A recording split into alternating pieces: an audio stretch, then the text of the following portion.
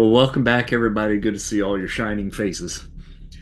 So, last time on In the Mouth of Madness, our band of heroes journeyed into Bucharest to the small town of Atopany in search of the Spear of Destiny. Destiny, destiny, destiny. It seems like there needs to be an echo on that. Rumored to Well, be held by members of the cult known as the Dragon Circle under leadership of the fearsome Lord of Death. The party made their way to the Castle of the Dragon, a property once held by Vlad Dracul, the impaler who would become the Lord of Vampires Dracula himself. Scouting the area with the aid of a local Romani werewolf, a friend of Margali Sardos, the party gained easy access to the castle, avoiding the cult member guards outside. Upon entrance, however, they discovered a horde of hollow men, zombie-like creatures protecting the halls from invaders. The heroes dispatched the zombies only to be confronted by three demon-like creatures, the teleporter known as Azazel, as well as Sim and Belasco of Limbo, who had been called by the Lord of Death to protect the spear. Bombshell, with her new powers granted by the Pharaoh's Sentinel, however, quickly and literally disarmed the Lord of Death and retrieved the spear. In the moment of reclamation, however, the team was alerted to a series of strange discs made out of what appears to be vibranium with strange carvings upon them. Discs which ceased spinning upon Bombshell's retrieval of the spear. And in going through the editing process of the last video, I realized I made a mistake. The GM made an error. the Not GM is possible. always right.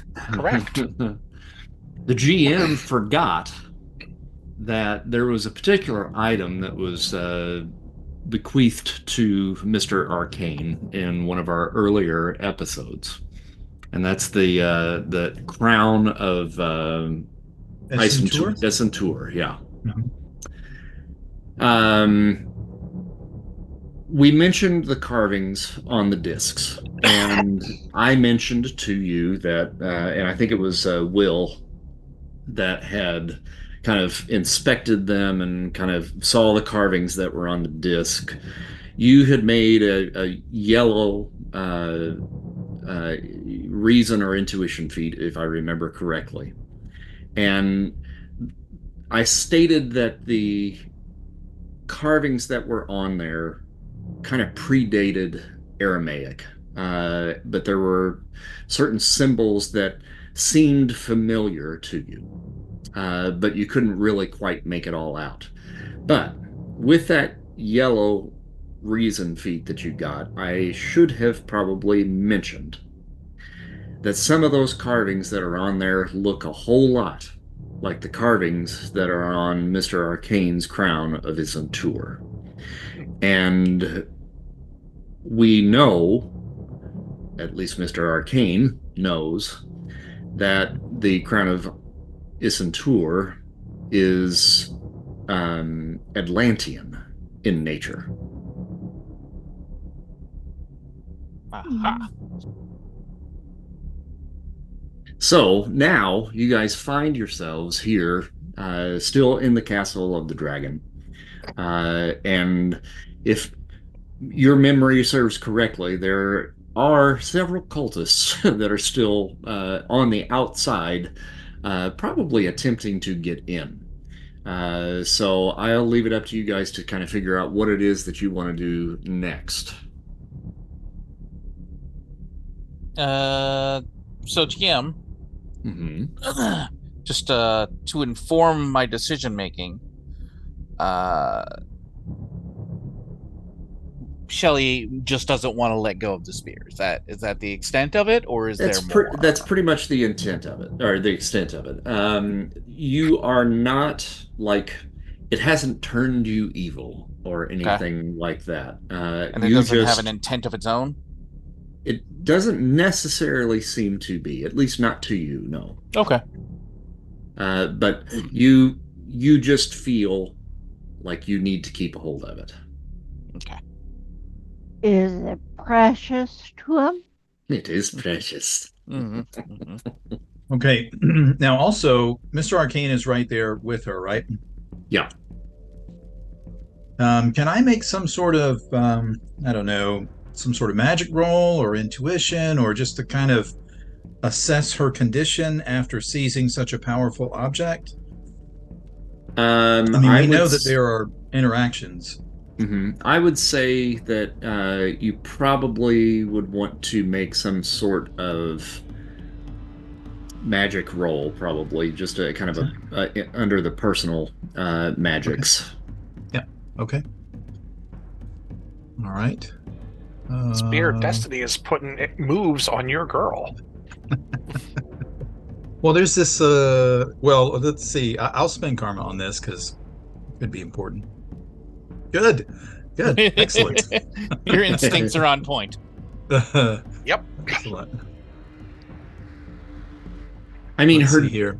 her demeanor has not changed. I can tell you that. All right. And I assume you're going to try to pump that up to a green. I will. I'll make it a green. So 10 will bring it up to a green. Because I just missed it by that much. I missed it for remarkable. So that'll make it a green. I just kind of want to make sure she's okay. Yeah. I mean, her demeanor really hasn't changed. Okay. Really at all. It still seems the same.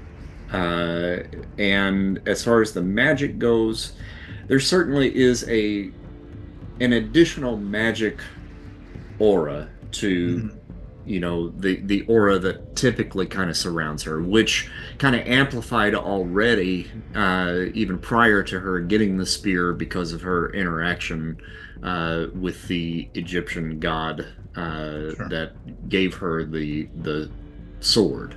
Sure. And okay, but nothing sinister, right? Nothing that that Mr. Arcane would deem dangerous to her necessarily, or sinister. Nothing like when Pazuzu possessed her, for example. Correct. Nothing like that. Right. Okay. Mm-hmm. More like when the Opal of Ozymandias possessed her. Oh, yeah, good point. Not like there's a trend or anything. I was about to point that out. She's hey, you should put your shield on. Hey, you should stop touching artifacts because this is not your area. Maybe stop licking things. Yeah. Do not lick the magical artifact. Right. Yeah. So Mr. Arcane will say, Shelley, are you good here? Yeah, I'm good. We're great. Yeah. We? Yeah, we. Us. Oh, okay. All right. Well, if you need help, because that is a powerful artifact, and we know that they sometimes can influence their bearers, right? So feel pretty good. I can help with that. Nothing. Any like nothing dings that's the crown. worrisome right now. Yeah, I got you. No, I think we're good. I'll let you know if I feel weird or anything. Okay. Just kind of glad we got away from him. I agree. And didn't have to fight all those other guys. I feel like. I mean, You mean the demons? They're still there. Are they? No, they there's disappeared, right? still guys outside. Right. Oh, those Yeah. guys. The guys outside. We I can meant just the bop those powerful- guys on top of the head and send them to Night Land. Yeah. I meant That's the right, powerful 'cause- demonic forces that were unsummoned when she disarmed them. When she disarmed Yeah, I him. feel kind of bad about that, but then he turned to dust, and so I feel less bad because clearly he wasn't supposed to be alive in the first place. Right. Yeah, Okay, we got so the We discs. still have a whole bunch of ninjas and cultists out there. We ducked past most of them by breaking in, but they're eventually going to figure out we got in and then come in after us. I mean, we could just tell him, look, your boss is gone. You still want to do this? Cultists Yeah. being renowned for being reasonable people. Well, they're not necessarily brave when their leadership's gone, though. Yeah, Exactly.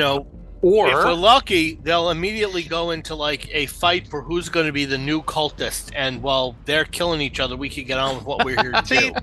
see, I appreciate all of your optimism and enthusiasm. In my experience with a lot of cults, having been around a few, When religious cults lose their leader, they go bug nuts and try to destroy the infidels. Yep. And that that'd be normally us. means, yeah, us. Yeah, I mean, we're the infidels. it's okay. Stand behind me, I guess. Thou shalt get revenge. Okay. They're not very impressive. I mean, I bopped one upside the head and knocked him out, and he's probably still asleep. I'd agree that there's, well, I mean, maybe that's me being cocky, but I mean- fought some tough guys, and these guys ain't it. I mean, yes, it is, but it also may be earned in this case. So, Okay. what is our next thing? well, we need to get out of here. We need to get out of here. So, Yeah. Okay. these guys are bad guys. What do we do with them? Like, there's nobody to arrest them. We can't. We're in enemy territory. Yeah, we Yeah, I can't feel really icky take them as leaving them to go do their evil things. I kind of also feel icky about killing them in cold blood. I mean, No, you know, I don't want to do that. No, definitely not. But I was hoping that I we could, don't like, see your problem with that. Right, we should definitely wait till it's warmer to kill Yeah. them. Thank you all. Oh, bad. not so much with the killing. I'm not. I know it's necessary. But we can't take them. sometimes, but We can't take them prisoner. I know, You know, and we that's- can't. And we don't have any Well- connections here. Nobody to hand them Then off. we to. should. Then we should. Don't leave them. You can rest We them. should run. Then we should I retreat. say, yeah. Right? Don't leave That's a them. military run, right? A retreat. Yes. Yes, Attack- it's a strategic, tactical withdrawal. That's There how we my go. sergeant put it. We is gonna have a tactical withdrawal. See, that sounds totally reasonable. Sure. So So it's Also- cool. the globe in the center there, right? Yeah. Once the leader was disarmed and destroyed, Mhm. it stopped spinning, right? Just to Correct. recap. Yep. And then the discs, which were kind of positioned around the wall, Yep. they fell down, right? Yes. And there were about a dozen of those in total. Right, and we should probably collected grab those. I thought we had collected those already. Yes. Mhm. Okay. Well, how big are those? Are they like shield sized or? No, they're like record size. Oh, okay. Right. These. I'd say destroy Okay, for the kids out there, globe. there used to be these things. Destroy the globe. Do we need so can That I? way they can't use it again. Well, if we destroy the globe, they can't use it again. well, Is the globe magical? that's what I was You about. using You it to don't want focus? to kill the guy, so Okay. Let's. kill the thing that they use. I'm just going to give it a big ol' overhead smash. Okay. I Too late. Too late. Too late. No, And that's Human how we ta- ended up in. The Will human opens tank is not known for his deep thoughts. I'm sorry. This is. Well, Anyone tell me it's out of character? I don't think it is. oh, it is. no, Oh, it's not out no. of character. No. Will opens his Uh, mouth, sees it happening, goes, "No, stop." I wanted to try and figure out what that ritual was. Okay, so what do I roll here? I'm gonna give it to you because it's a stationary object. Okay. And your strength is Amazing, currently. amazing. All right, so you take your hands over your head. Everybody goes, "No, wait!" And you, and you hit it, and you put a gigantic dent into it, ripping a little bit of a hole into the metal. Oh, it's a hollow. Ah. Oh, okay. And everybody goes, "Ah!" Then Will looks and goes, "You've destroyed New Jersey." No, not Jersey. Oh, just the globe. Okay. And nothing nothing I kind of was explodes. expecting more of a crumble. What is this thing made out of? I kind of reach into the hole and grab one of the edges and kind of try to peel it back. Mhm. How much resistance is there? Is this? I mean, I've peeled off tank armor, so that's kind of a baseline for me. It's Again. less Oh than that. no, stop! Wait. Okay. It's less than that. And I mean, with your Okay. strength, it's like peeling back paper. Okay, the Yeah. way you were describing it, I thought maybe it was like one of those things where, the Hulk hits something and it's barely dented, and like, whoa. Okay. Well, Mr. Arcane floats over with a very disappointed look on his face. I was hoping to kind of take a look and see what that ritual might have been. Sorry. We were talking about leaving, and if we're leaving, one of the rules is if you got to bug out, you don't leave anything behind the enemy can use. You sabotage your own equipment rather than let it fall into enemy hands. So we were talking about retreating, strategic withdrawal. I didn't want to leave something behind they could use. I understand. Maybe we could take a piece with us to examine later. That could work.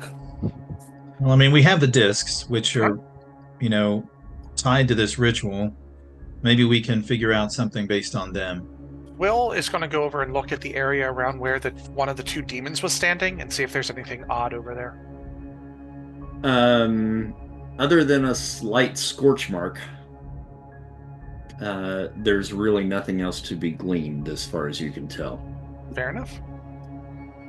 I don't do magic. I don't know what he thought he was going to do anyway, but All right. Okay. Well, how do we want to leave? Just out the front door and down the trail? Sure.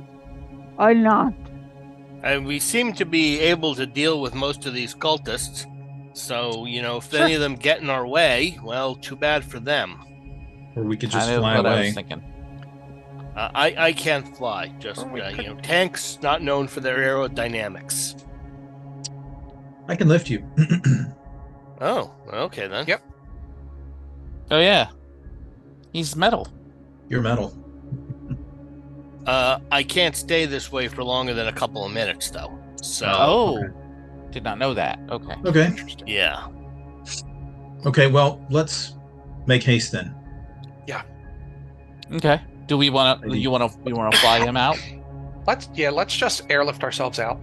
Okay. Are you guys going back out the front door? Is that like where you guys came in? Is there another entrance or exit? Well, it's a big castle. What about up from here? There's a high ceiling, I'm sure, Yeah. and there are some windows. I mean, wait a minute. That is a good point. It is a really big castle. We don't know what else is here. Do we want to case the joint? I think we need to case the joint to make sure that we're, Well, like Tank said, we're not leaving behind anything that they can use. If you can hold this room, I can go check it out.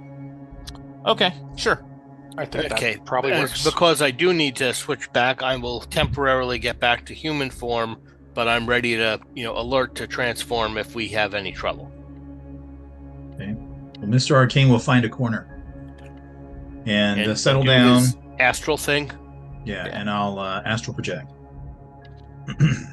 Shelly will go stand guard over him. Okay. Might be curious to see what this looks like from the astral.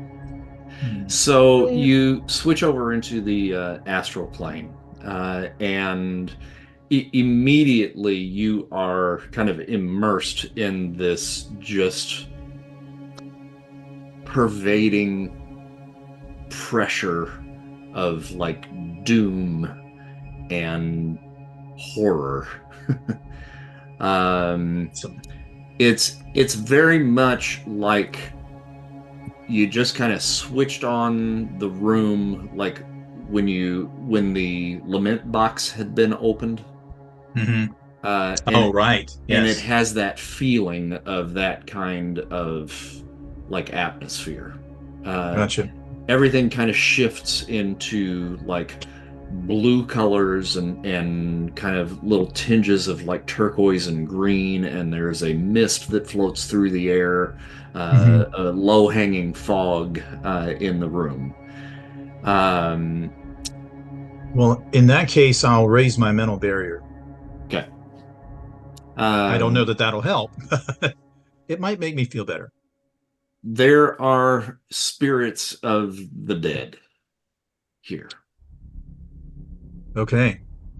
And haunting these halls. Okay. Like how many? Like, am I like How many victims did Vlad impale? Okay, don't give him any ideas. Jeez. In the room that you are currently in, I would say there's probably about a dozen or more. Oh. Okay. All right. Well, I will stop doing that, and I will re-enter my body, and I'll set up. Oh, no, no. Are you okay? I'm fine. Okay. We are That was quick, even for you. We are What? surrounded. There are Oh. spirits here on the astral, and I dare not take them on alone. There were over a dozen here. Shelley, never say that was quick even for you, ever, in any circumstance. Well, no, I just mean because he does that. He usually can go like so far. No, just never. Oh, all right, never. So Ghost, I have faith in you. Yeah, spirits. I'm going to stay on the physical for now. Now, I suppose I could bring us all to the astral, and we could engage them there. But I'm not sure that's a good idea. I mean, can we do anything to them while we're here? Can't we send them home? Aren't they supposed to? I mean, they're in a house, aren't they? Home? No, they're supposed to go to their reward. They're supposed to be laid to rest. I mean, maybe they don't get a reward. Let me think. Well, that's what can we do? What can we do? This feels like this would need some sort of ritual magic. Well, while they're doing that, Shelly is just like, this is obnoxious, and she just takes the spearhead off of the big stick. Okay. And tucks it into her belt.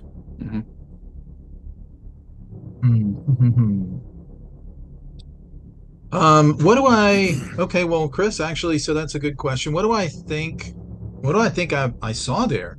Is that some sort of I don't know? Well, not natural, but some sort of phenomenon? Do I think that's some sort of ritual? Do I think? Like, do I have any idea what that is? Well, make a. You've got occult lore, right?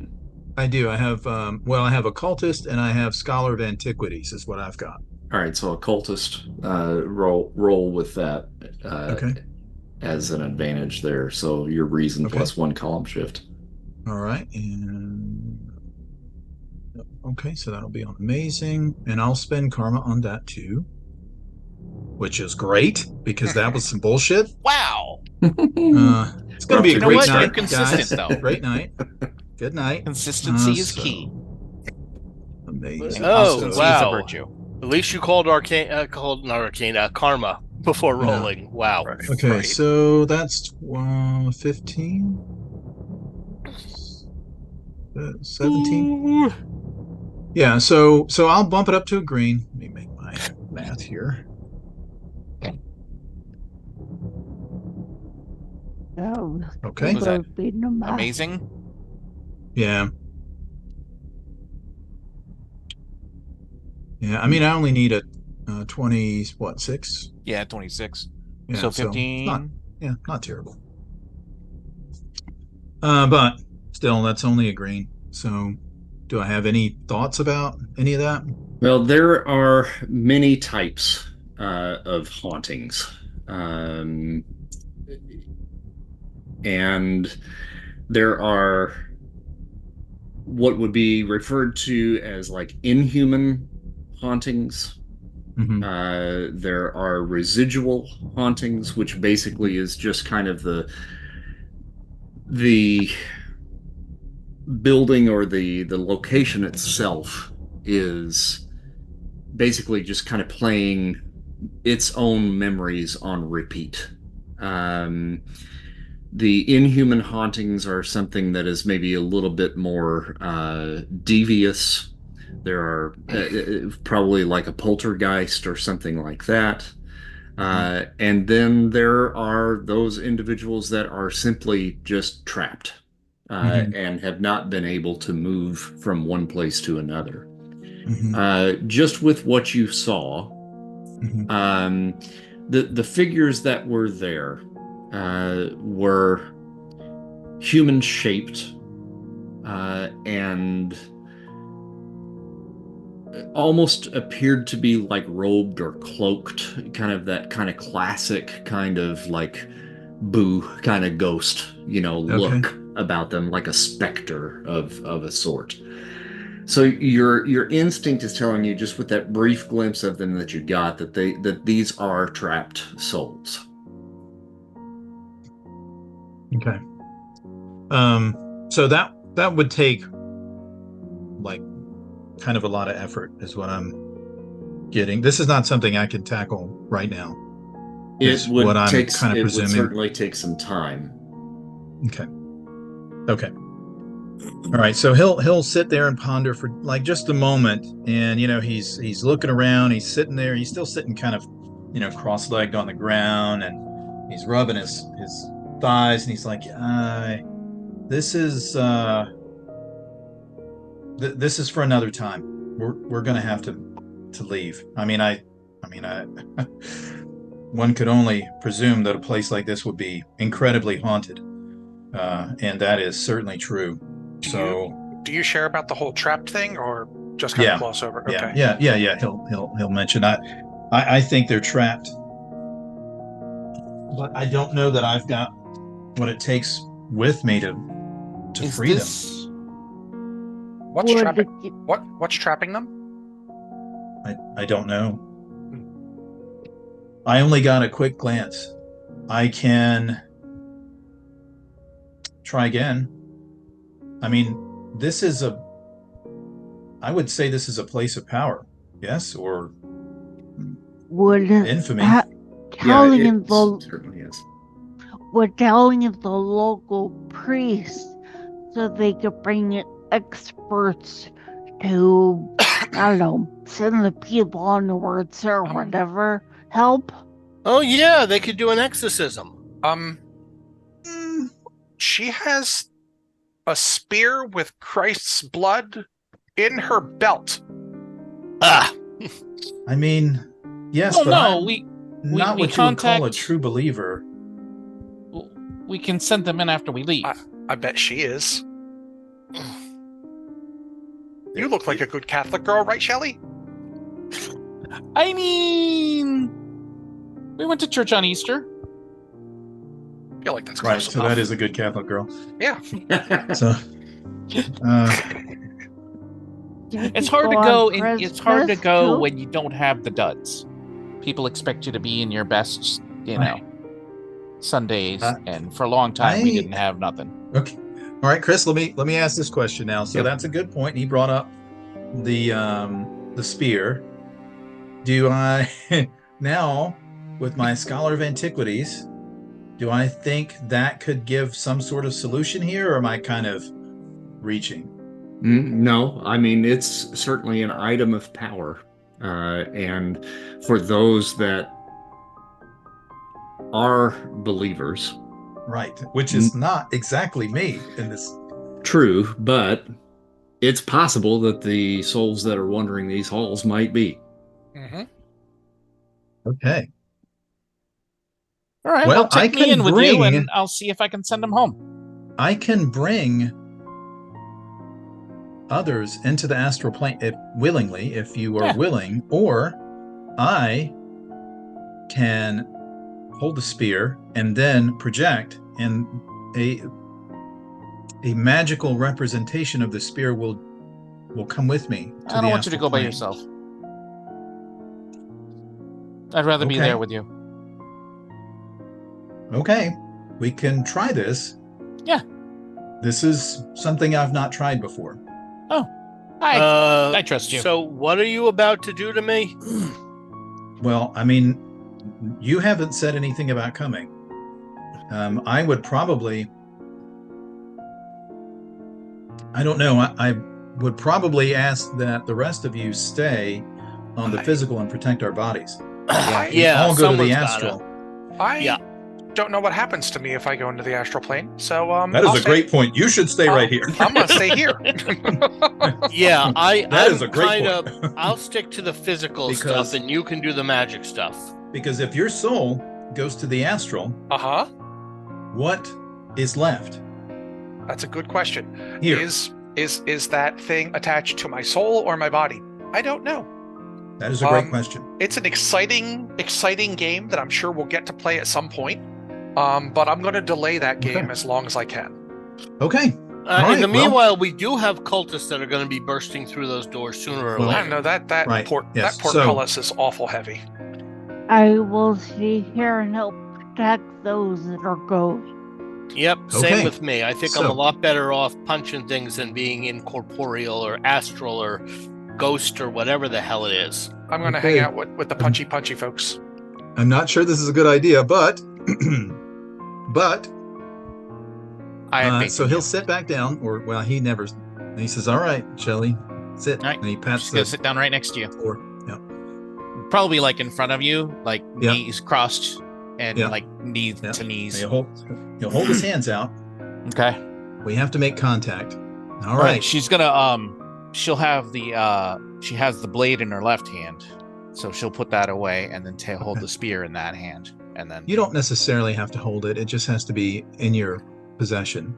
Okay. So all right. So Chris, it says you can transport other willing subjects to the astral plane along with yourself. You have to make a psyche feat roll. So a white or green means that the caster traveled and the others did not. A yellow or red means that the multiple astral travel worked perfectly. Okay, so is there any way for me to kind of help him with that? Yeah. Yep, you can lend a hand. I will lend a hand. Okay. What are you gonna do? Kick me out of my body? So what I would do, Will, is let's see here. I'm going to look at your character sheet. Well, he's crossing dimensions, and that's a power stunt that can happen with Dark Force. Oh, okay. Cool. Okay. I don't like the way this is going. I don't like the way it sounds. Wrong dimension. Oh no! Dark Force does not sound good. I'm just throwing this out was there. Derailed. The spear. I'm sure the Spear of Destiny will make it fine. Oh yeah. I mean, let's not even consider that I'm trying to bring this powerful artifact. Two powerful artifacts. Yeah, that's fair. There's two. Oh, yeah. All right, with your Scholar of Antiquities. Actually, Will.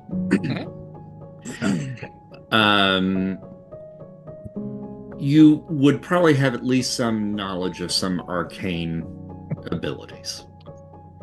Yeah, I mean, up until his accident, he probably didn't believe them at all. But he has re-examined them in light of new data. New data. New data says. So you would not be able to utilize your Scholar of Antiquities at the monstrous level for this, but I will allow a reason feat with a +1 column shift, which would put you at amazing. Okay.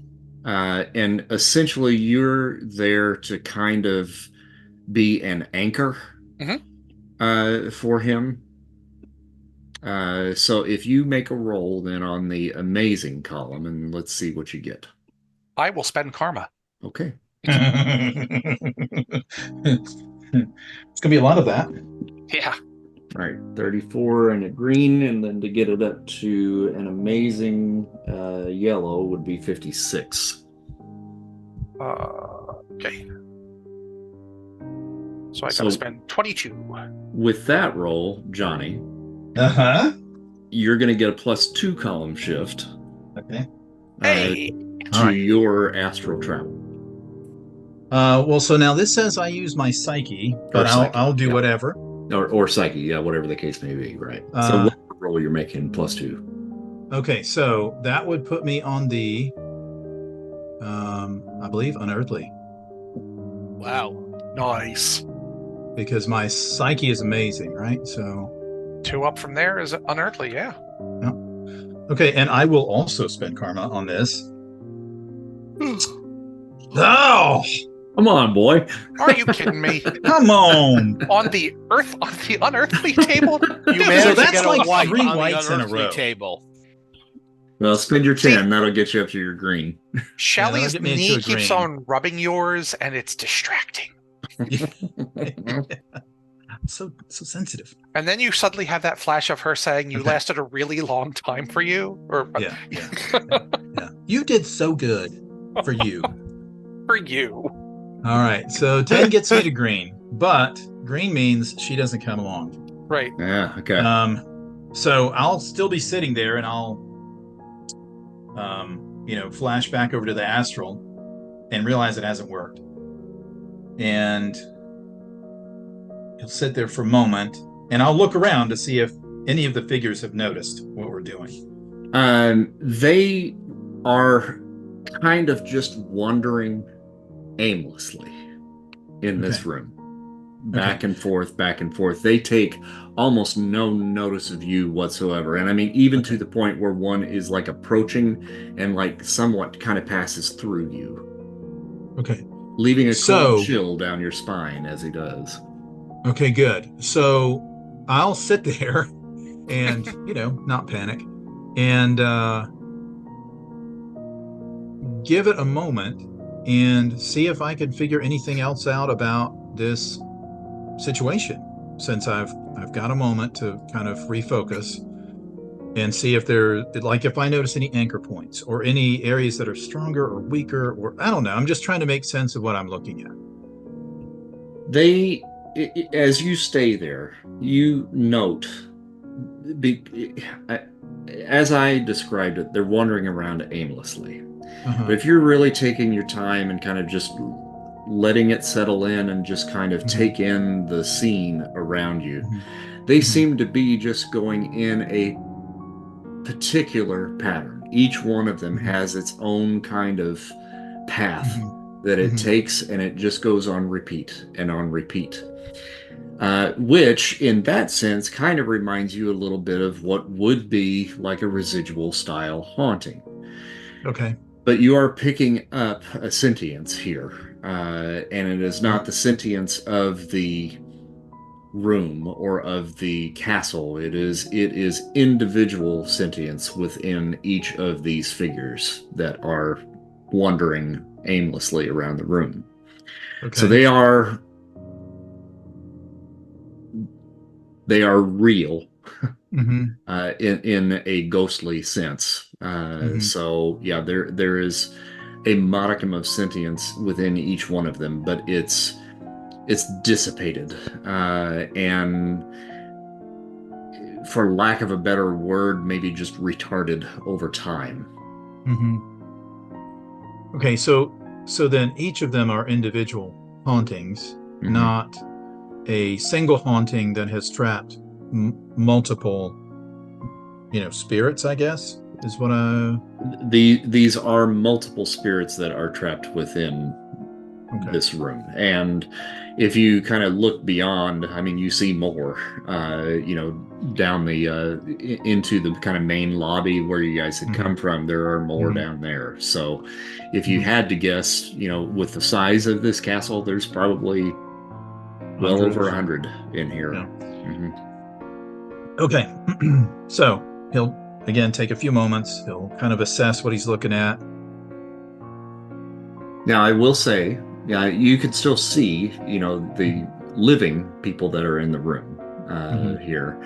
And you can see tucked in Shelley's belt or sash, the Spear of Destiny, and it is glowing gold.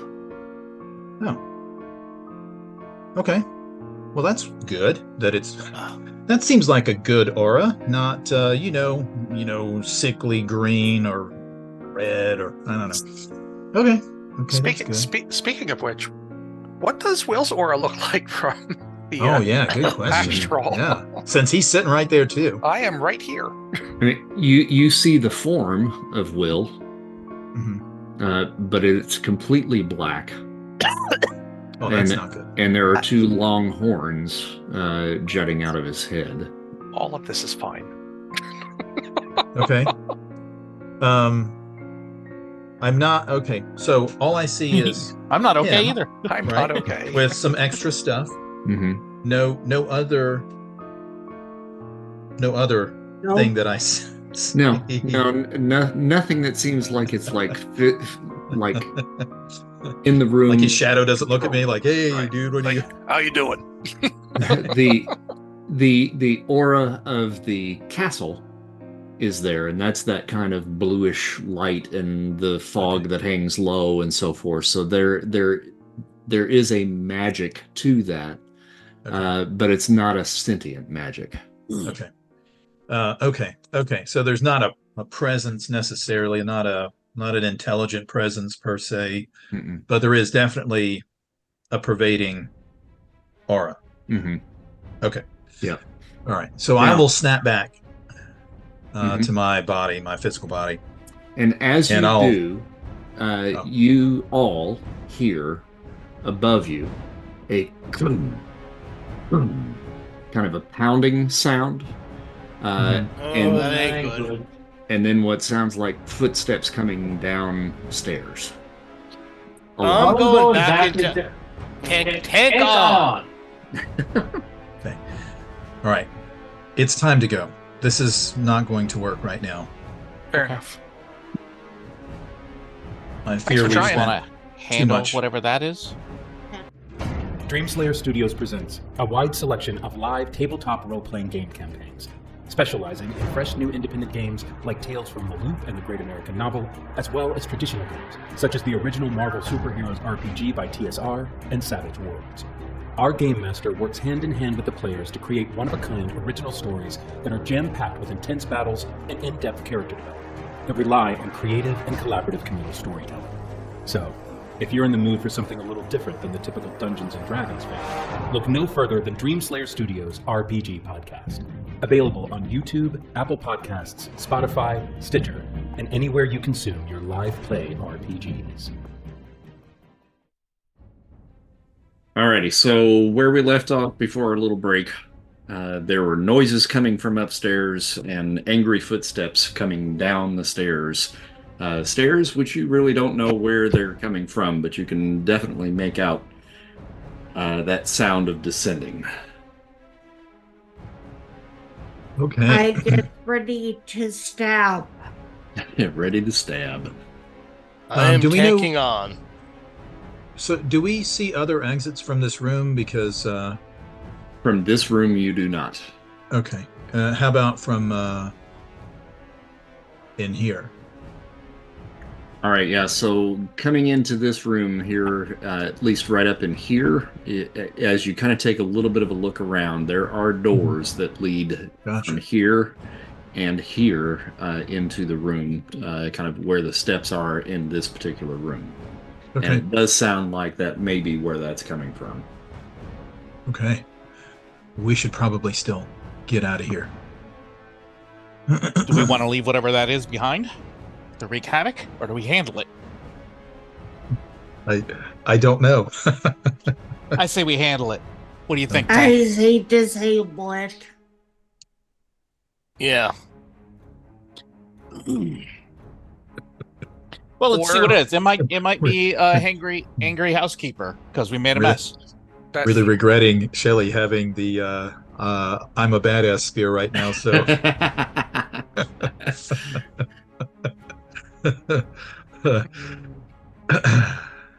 All right, well, enough time has passed.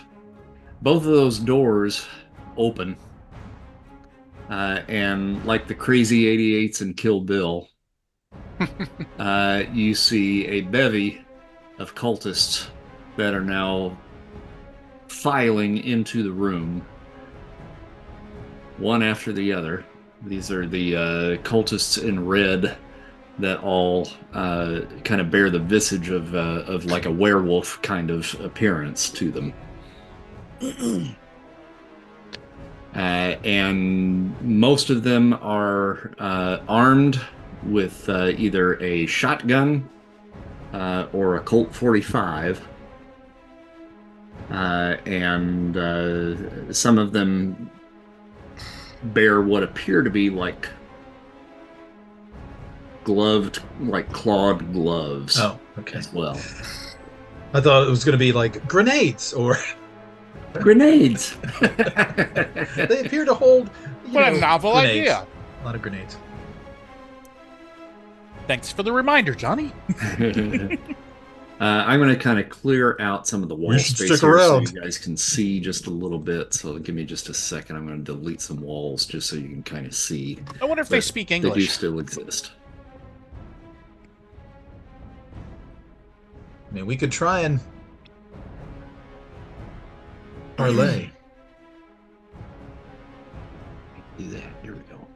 I'm more concerned about what the big thud, thud, thud is from coming upstairs.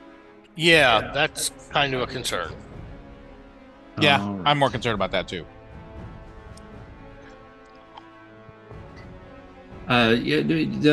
We'll make a reason feat. Me? Okay. Yeah.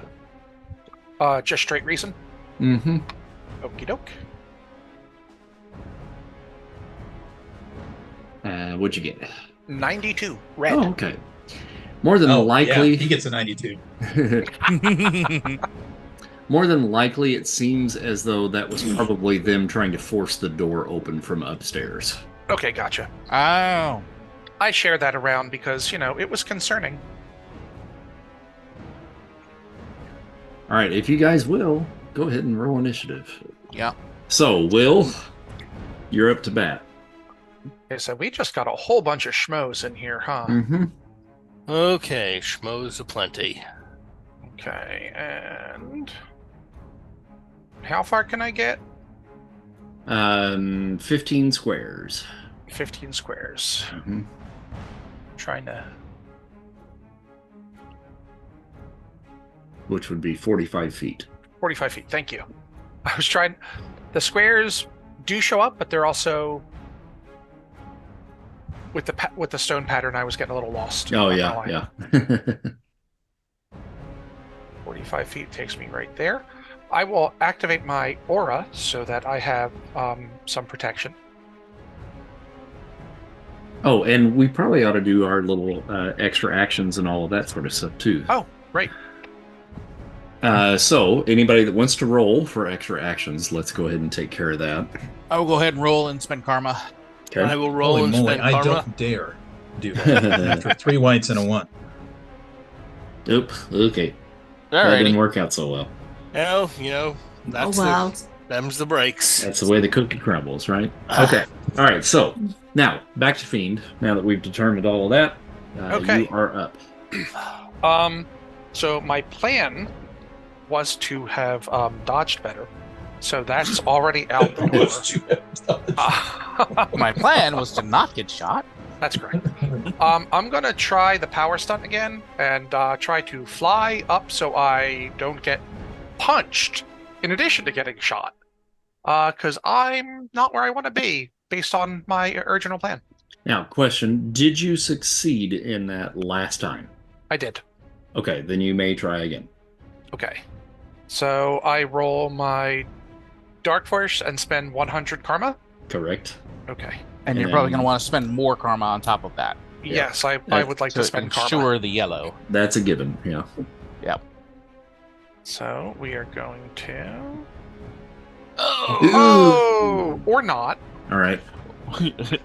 So you're attempting to try to take flight, correct? Oh, yeah. All right. So you form the dark force underneath you to try to push you up into the air, Uh-huh. and you just go boop, dunk, and I'm going to have you make an agility feat, please. Okay. I'll spend karma on that, too. How much karma do I end up spending on this terrible roll? Is it just the base 10? Base 10, yeah. Okay. Cool. Ooh. Nice. The dice just hate this kid. And you go ass over tea kettle and tumble down the stairs like a bowling ball into the bowling pins of the cultists. Nice. Oh, nice. Right smack dab in the middle. Oh, look. I failed He's right tripping them into all them. for us. I'm gonna, as he's lying on the ground and like surrounded by them, like, I'm gonna give you guys a chance to surrender now. Otherwise, I'm going to take a nap. And then I'm going to... Okay, so that'll be another 10 for that failed karma attempt. Yeah. Okay, there we go. Well, then. Damn it! All I'm right. the comic relief this issue. Tank. Okay. Well, Choo-choo. Okay, I'm just zooming out a little to get a sense of where we got some peoples over here. Okay. I am gonna run to here and basically try to smash this one guy into the guy behind him, into the guy behind him. Just a line up and a kawam, straightforward. I think. What attack gives me a slam result? Is that bashing damage? Yeah. I would probably do, since you're running towards him, I would do it as a charging attack. Yeah. Okay, so I believe that's my fighting with my martial arts should give me an incredible on that. Charges no, are endurance it's based. endurance. Oh, even better. That will make that. Is it raw endurance or do I get a +1? Roll endurance, and then you'll get a +2 on your damage. Okay, well, I'm pretty sure my endurance is it's incredible. That's incredible, people. And I'm going to Rich spend little some sensor. karma on this. So let's see, and it's a good thing Good I lord. did. Woo! This is like All my right, Whispers in Time game the other night. They were all So I rolling get a crappy, yellow too. result on typical and a white result on incredible figures. So that's an 18, and to get even to a green, I need a 31. So that's additional 13 karma I have to spend. Yep. So you'll at least do some damage to this first guy, and that's going to be 40 points of damage, correct? Yeah, and I just Actually, closed my character sheet. You that's said it was going to be a 75. column shift on damage, Yeah. so So it's a +2 column shift, so that Yep. would be monstrous. Okay. So he's going to roll endurance. Nope. All right, well, at least it's not just me. I was about to say it is contagious. It is what it is. And this dude sees you coming, and he's like, and he's like, come on! And you hit him, and you just hear crunch. And he just crumples and just slowly rolls down the stairs to the bottom. Oh boy. But that boy stood his ground, man. Is it? They They have. I they kind got of do. guts. I kind of do the knuckle crack thing, and then the come here, come here. He is To the next currently guy. dying, just so you know. Oh dear, we Oh, have no. to save him, don't we? Hey, buddy. Well, you might.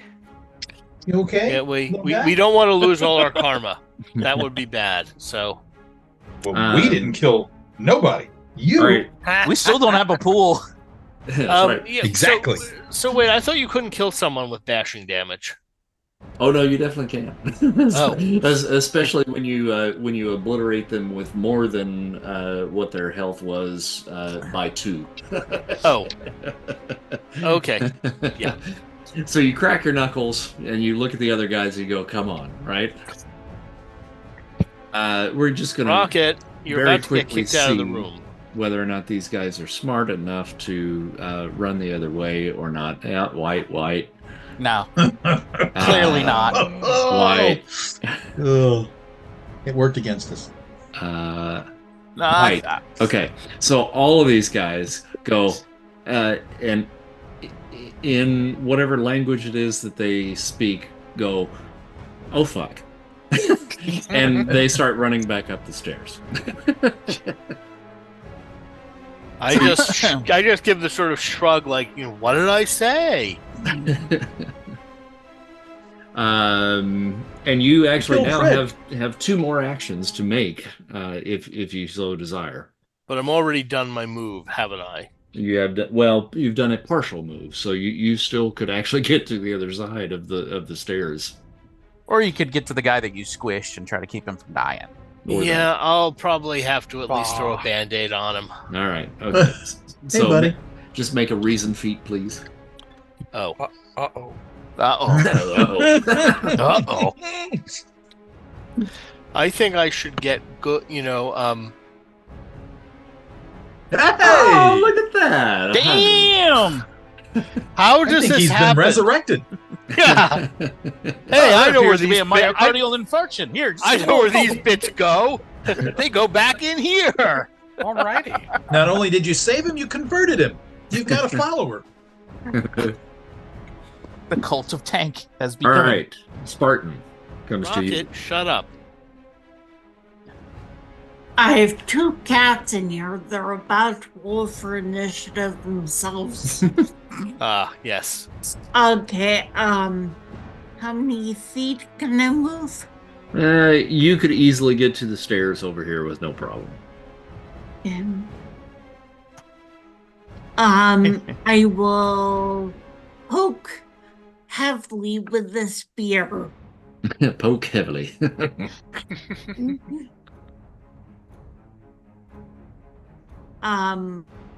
What do I roll for that? Let's see here. On your sheet, you're going to look down at your Vibranium spear. It is incredible to hit with melee, so you're going to roll on the incredible column. Yeah, and I can't get my character. It's okay. Don't worry about it. I can talk you through it. If you use the macros at the bottom, you can use those. Oh, okay. It's incredible. Mm-hmm. Yeah. Like Boom. that. Whoa. Damn. There's a rash of karma loss about to go down here. Oh, that's right. That's a On a- kill. Piercing weapon, that's an auto kill. Yeah. All right, so he goes down to 0, and I'm going to make a endurance roll. He's not dying. Okay, look at him. So you have 2 more actions. Yeah. I poke the one behind him. Okay. I'm not done killing. Seems like me offering them the chance to surrender wasn't as much of a joke as I thought it was. No, I rolled. I didn't know we were actually going to kill Yeah, him. that was a miss. And then if you want to poke again, you can certainly poke again. I'll poke again. 46 is a hit. And let's see how much damage that does. You Hopefully do not so much as last time. incredible damage. He's going to roll endurance. And got a white. He is currently dying. I'm not dead yet. No, I'm not dead yet. All right. And now I think it's the cultist's turn.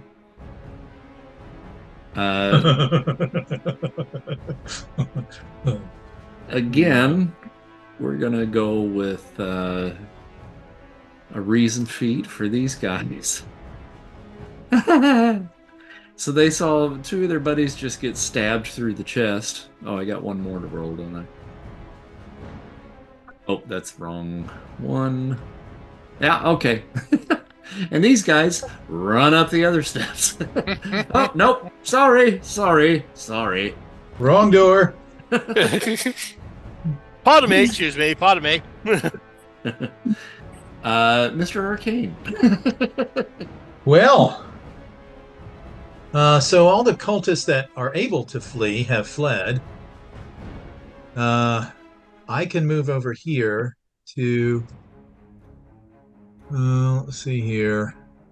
Which one seems to still be gurgling blood? The one with the skull on him. Okay. All right. I will move over here and try to help him not die. So that's a reason feat. Correctamundo. All right. I'll spend karma on that. Okay. There you go. All right. He is now unconscious. And he'll say he'll turn because she's new to us. Hey, I get it, but let's take it easy. Why help I go on that one? But I was taught to finish him off.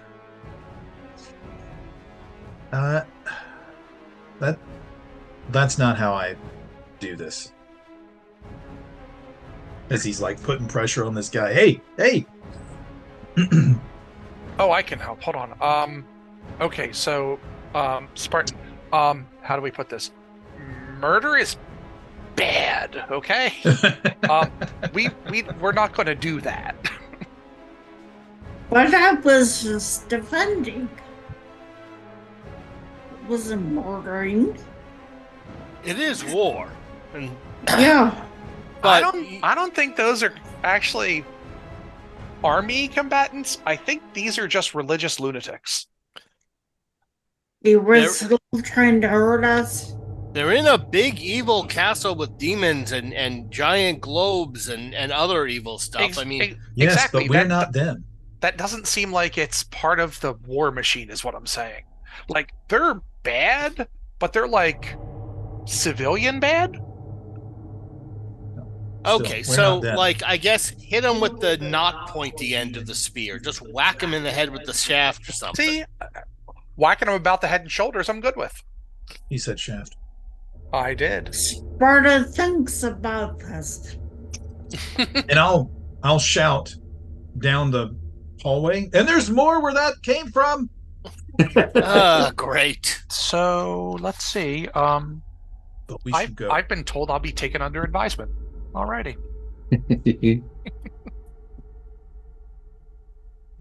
All right. Well, at this point, the castle has emptied out of any of the cultists at this point. Well, let's get out of here. Is there anything I can do for these possibly dead guys right here, or are they okay? Or no, them both. Yeah, they're okay now. Okay, yeah. That's just wanted to make sure. They will eventually come to and wonder what the hell hit them. A tank. Well, and a very sharp spear. Yes. Yeah, it was hard to do. All right, so which way are you guys going, and how are you getting there? Well, back to town, I guess. And I believe that our commander said she would be about somewhere. No, We were supposed to that meet was her. back in Egypt. Yeah, the plan was to go back to the drop point in Atopany.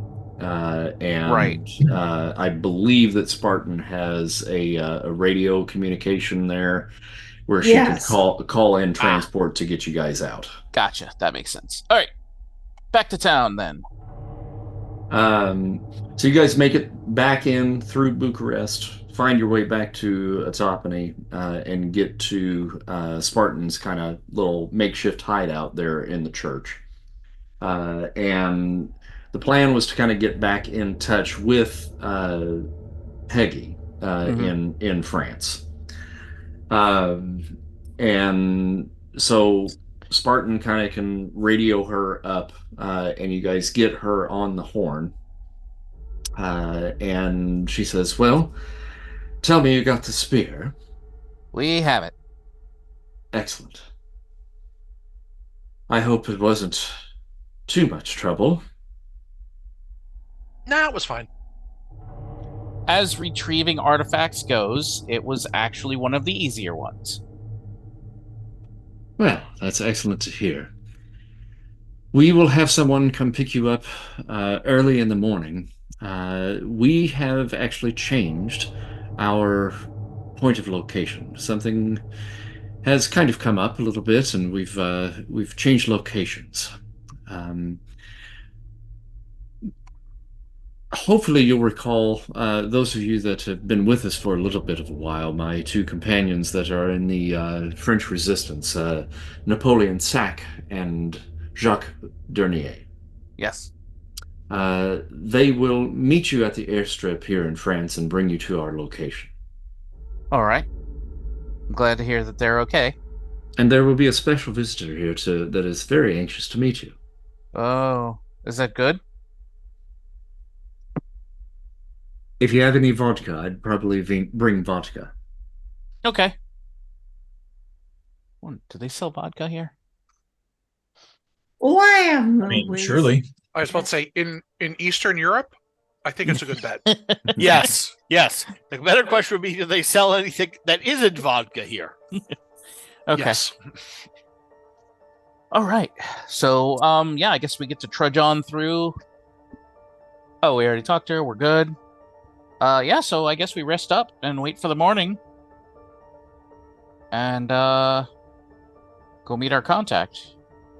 Okay. Is there anything that you guys want to do overnight, before you kind of turn in for the evening? I guess not. Fine. Okay. Should be Well, all good.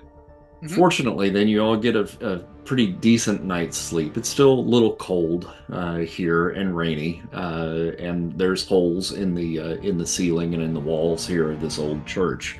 But after a nice little battle at the castle, you find sleep that comes pretty easily to you this night. Morning comes. Radio lights up, and location is given for you all to head to an open field out in the outskirts of the little farming town of Altopany. All right. And eventually, a small plane lands, just enough seats to fit you all in the back, and you begin your journey back towards Paris. Bless you. Thank you. And then, so you have probably about a maybe 3-hour flight to get back to Paris, and it's rather noisy in this old jalopy of a plane. So conversation is not easy to have, but if there's anything that you all wish to discuss before you get to Paris, I'll give you an opportunity to do that. I will open up some canned peaches. This is going to be the running gag of the chapter, I think. Will's going to examine the record-size plates that fell off the wall and see if he can translate anything else, get anything else out of it. Just kind of generally poke at it and see what happens. Gotcha. You can make a roll for that under your antiquities. Ooh, got a red. You're hot. You got dice are hot tonight. My dice are schizophrenic tonight. You certainly do not speak fluent Atlantean. No. But you do pick out a symbol that translates into something that's very similar to kind of ancient Greek. And putting a couple of those little symbols together, it spells out battleground or something of that effect. And with that red, you also spot something that is similar in its cadence to possibly like maybe something Russian, like cavern or cave.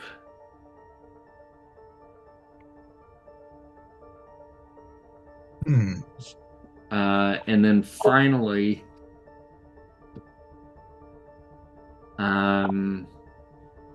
something that looks maybe like almost like a calligraphy type kind of look to it, maybe Celtic. And at your best guess, it would translate to something like Lost World. Interesting. So Will opens his mouth to tell everyone, realizes that's pointless. Then he goes over to try to talk to Mr. Arcane, and it's too loud. and that's pointless. So he gets frustrated and he sits down. He closes his eyes and he speaks telepathically with Mr. Arcane. It's like, okay, look. That whole process was very frustrating. But this is what I have found. This is what this says. This is what this says. And there we go. I don't suppose this falls inside of your area of expertise more than mine, maybe? That might put some pieces together for you? Well, he replies back telepathically to the whole group because I have the crown and I can link all of us together. And he'll say, I don't especially, but I could try something to see if I can glean anything from the object directly, but I'd need to hold one. Oh, I mean, yeah, they're right here. This won't knock us out of the sky, will it? I mean, I wouldn't think so. Okay, good then. We're good. I need you to roll a percentile dice, please. Who, me? No, I'm kidding. I'm well, at least I can fly, so good luck, now everybody. Now that you mention it. So, Bobby, how much can you carry? I mean, Bird kind of a lot. Like, no. Yeah, kind of a lot. If it's got some metal on it. So I'm going to, I want to try a new magical effect, or not new, but a magical effect. I've tried it before. It's called Gramarye, or whatever. It's basically object read. Okay. And basically what I would do is I'd make a spell rank feat to learn anything about the item. Mm-hmm. And if it's unfamiliar or alien, then that could be a minus column shift. So that first roll can kind of determine whether or not I stop. And if I succeed in that first roll, then I could maybe go further. It's in the Realms of Magic book. Mm-hmm. But item's purpose. So if I succeed, I would gain the item's purpose and how to use it. Cool. Okay. All right. So let me just kind of see where we are there. And I'll spend karma on that also. Sweet. It's a good night. So that'll be 26 karma. Okay. But anyway, I'll push that up to a green. Hank's having a rough night. Yeah, it is. It's tough out in these streets. The universe is against me tonight. I'm definitely fighting the forces of chaos. This is no doubt what I get for calling on dimensional entities so often. So I think so, yeah. So what does a green get you? I think it just succeeds. It doesn't say it has to be, it just says I have to succeed in a spell. The caster must make successful spell rank feat roll, but it doesn't say, it has to be a green or a yellow or a red.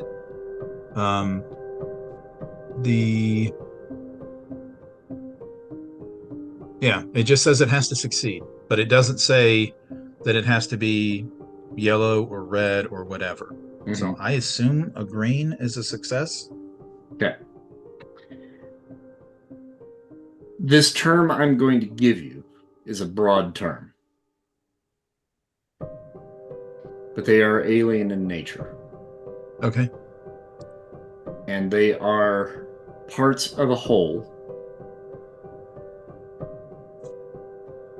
And they are cogs or gears. Okay. Okay. So with that being a success, and it says once an artifact's purpose is identified, another successful spell rank feat roll is allowed. If successful, it allows the caster to read the psychic impressions left on it by the last person to use it. Information that can be gained includes what the user looked like, what he thought of while using it, what he was doing for the last few hours before the item was lost, stolen, blah, blah, blah. The longer the item has been untouched, the dimmer the impression. Isn't that just going to pick up me? Well, you didn't use it. Okay. We just collected it. True. But, I mean, I suppose that's up to Chris. But anyway, so the spell is increased or diminished if the item is magical. If the magic is of the same school as the caster, he receives a +2 column shift. If the magic is not of the same school, which I anticipate it is not,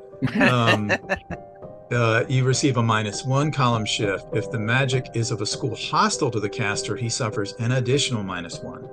So Mr. Arcane is of the orderly fashion. So you tell me.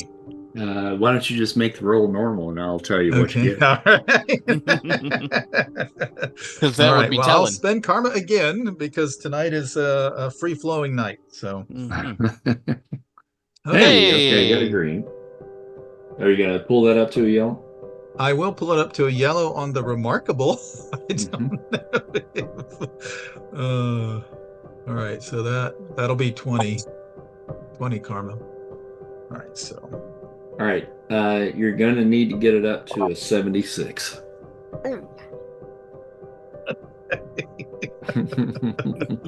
Okay, that's fine. I'll do that. What did I roll? Let me go back. So that tells you something. All right, so that is an answer.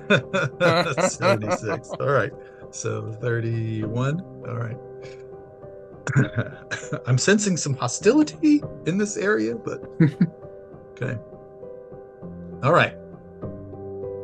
So he's basically concentrating on it, and then he obviously is kind of trying to get a little leverage on it, right? He's like,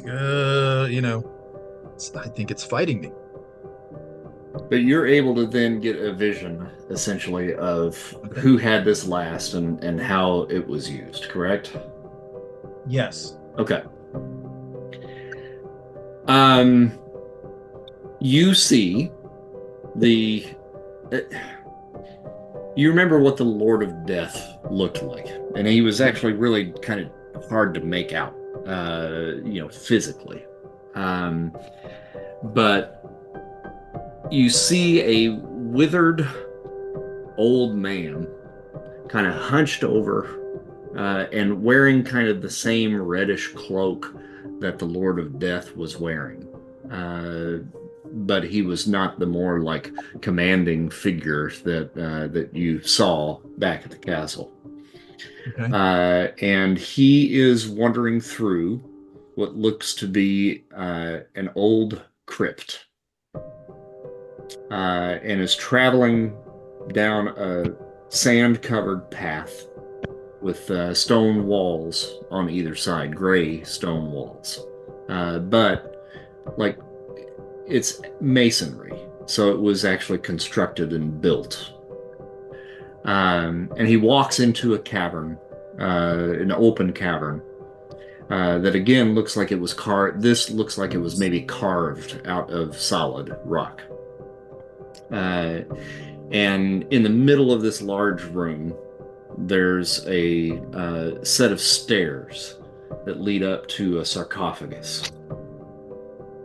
And he walks up to the sarcophagus, and embedded into the top of the coffin is this disc, which he removes, and then he places it into a satchel, and then time kind of fast forwards a bit, and it brings you to the castle of the dragon, where he is now taking it out of its housing and then placing it into one of those areas that you basically would have retrieved it from.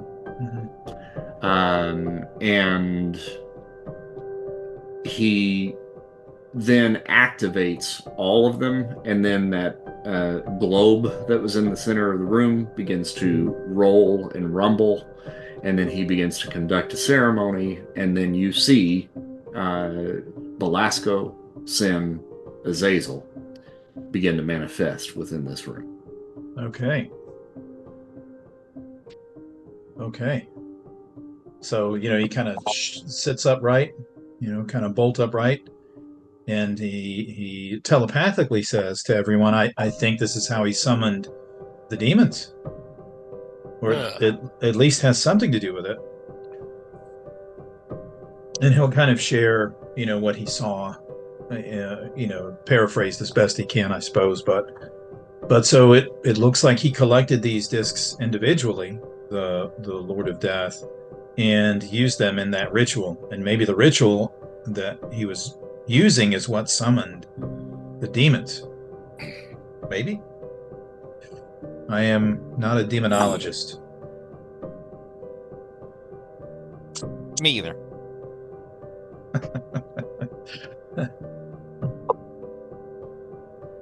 But that's my guess. So seems those like a pretty safe things guess. So they're not necessarily evil themselves, but maybe they let somebody to do evil stuff with them. I mean, I think they're items of power. They're clearly items of power. So they're like batteries? I'm not sure. That is really what, when she says batteries, that's really what kind of makes you go, yeah, they're kind of like batteries. Yeah, maybe. Yeah, I mean, they could be storehouses of mystic power. It's hard to say. They are actively fighting me.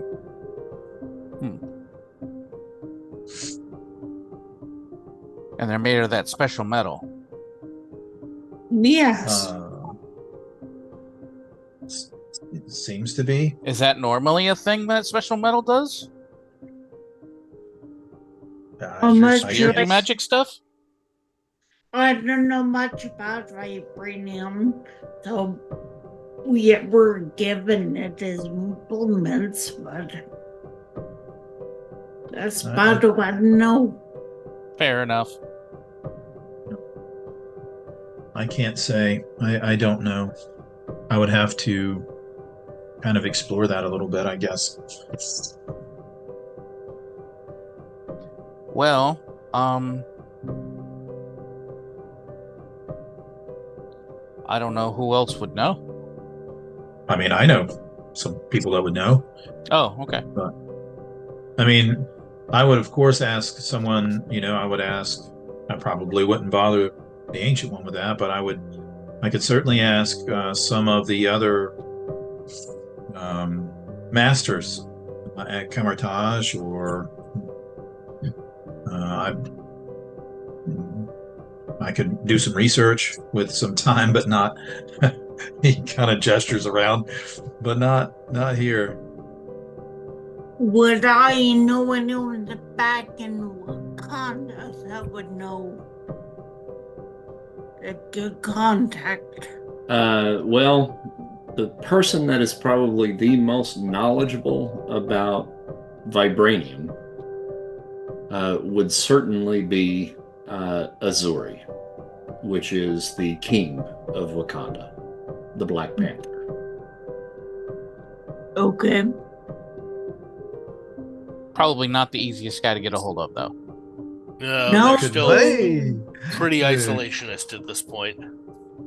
But I know people that know people that know people that could talk to him. Yeah, you probably would. You can shoot him a message or something. I don't know. You guys probably have a code or something. Yeah. As soon as we get a hold of a radio, I guess maybe that might be worth trying. I mean, we're on a plane. They probably have a radio, don't they?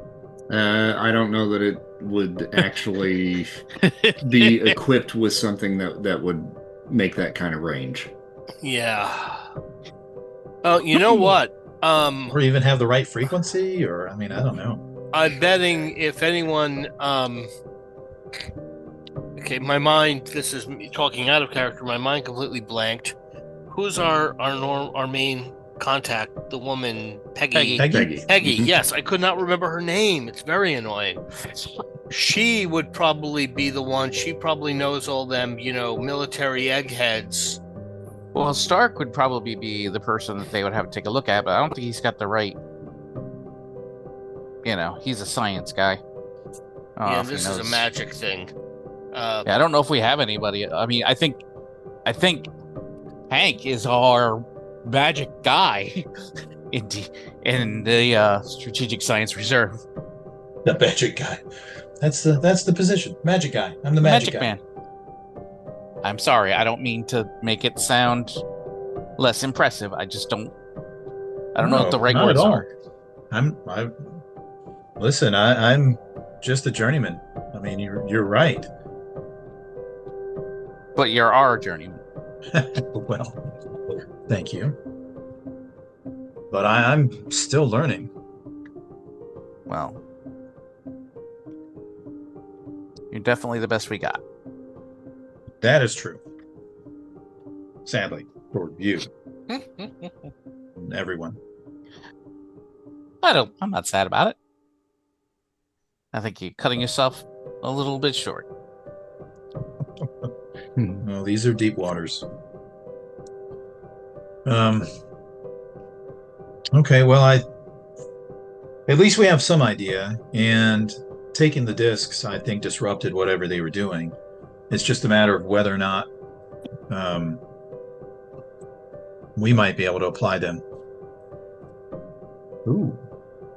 They carry... Oh, yes, but they are... Well, anyway, it's a thought. It's a thought.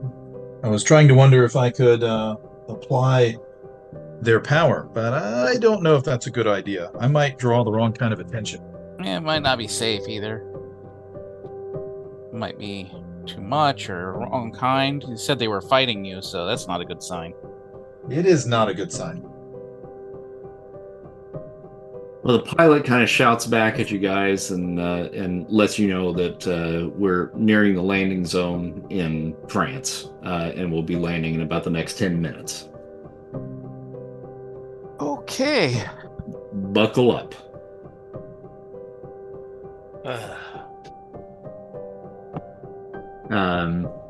So you guys do you land. expect enemy fire or anything?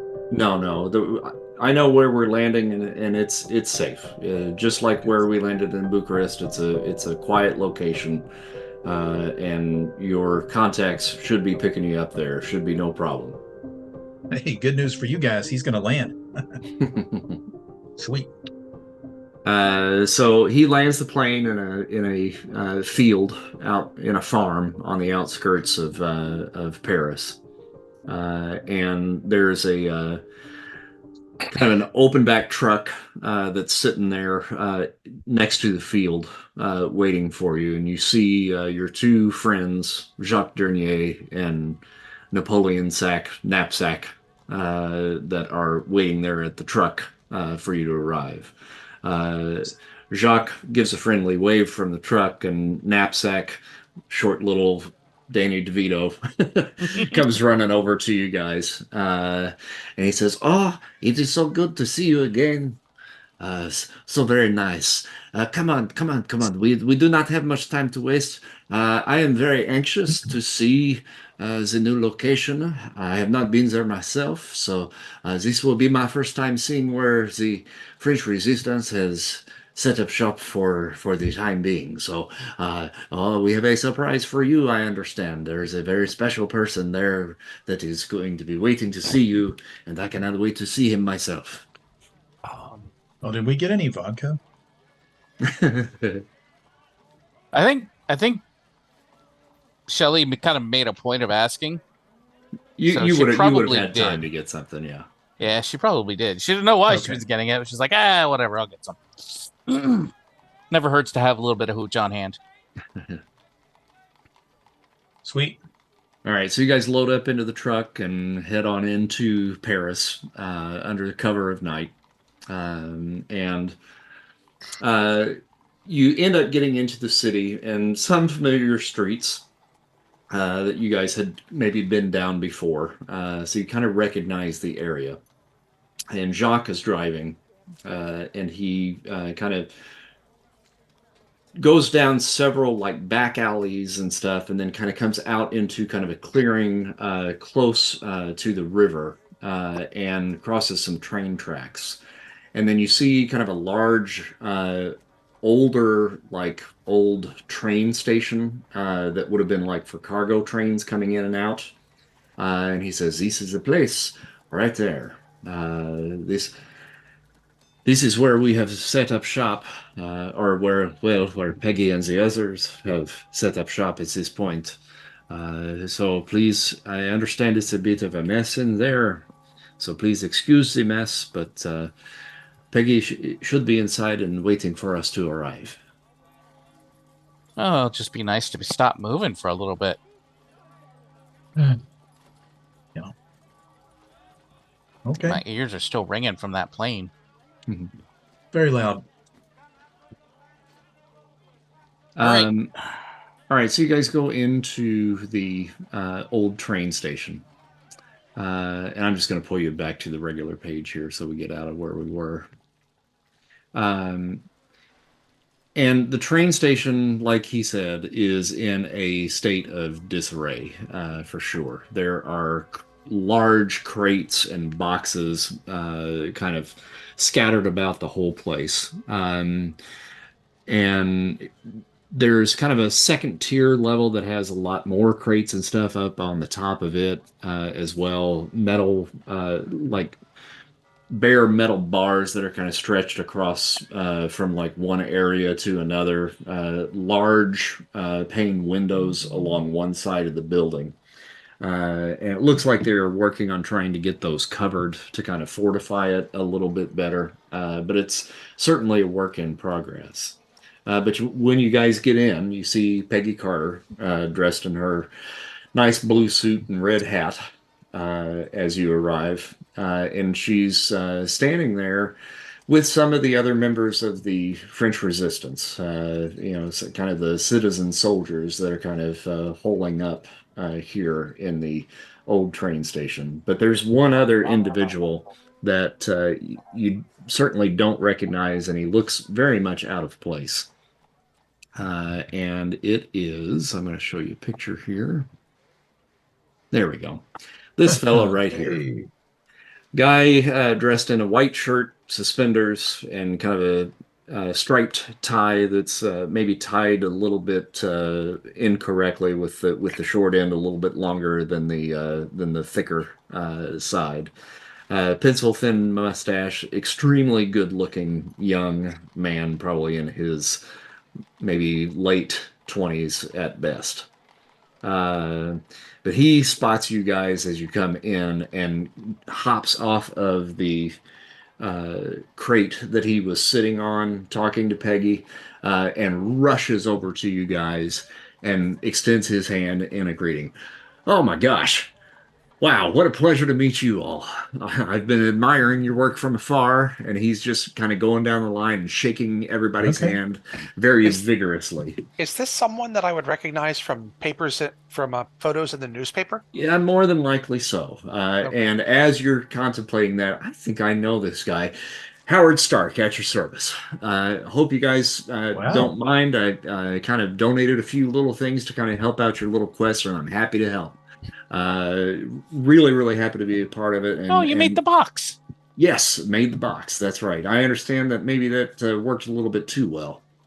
Well, the box worked fine. No I'm fault sorry. there. Sorry to hear about what happened at Hap. Any word from the States on that? Well, he's in the process. I hope he's not in trouble. Well, he is, but he's handling it. They are in the process of a court-martial with him. That is right really now. not fair. He had really no choice. It's not, but it's really hard to explain away the fact that he was possessed by a demon. I mean, I can explain it. Yeah, I'm sure you could probably give your 2 cents, but it's making sure the brass can actually understand it. Most of them are pretty close-minded when it comes to shit like that. Could probably summon some sort of minor spirit that would possess them, and then we could and they can live it. Maybe that's not the right. Maybe that's not tack. a good idea, though. Maybe that's not the right tack. Howard looks over at Peggy and he's like, "Shit, I like this guy."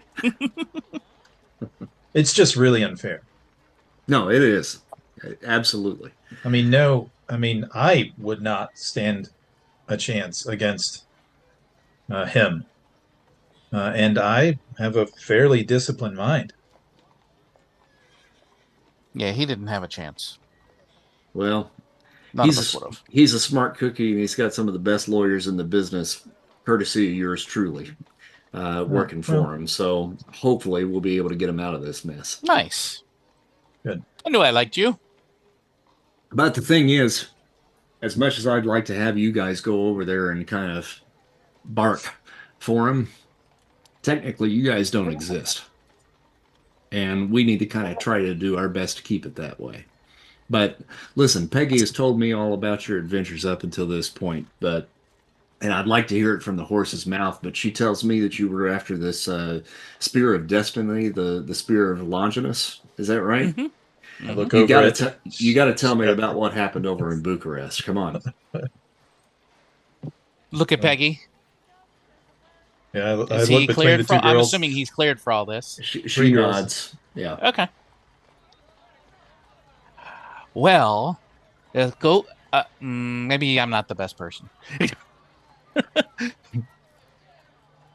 We followed some leads. We followed some leads, led us to a cult that was rumored to have the spear in their possession. And first, we had to find the gypsies, right? Yes. Who stole it the first time? Who were werewolves? The gypsy, werewolf, puppet masters. Yes. Sorceress, like Lon Chaney type werewolves. Yeah. Yeah. A lot like that, honestly. But bigger. Except real. Yeah. Wow. And bigger. Oh, that's right. Will had a particular.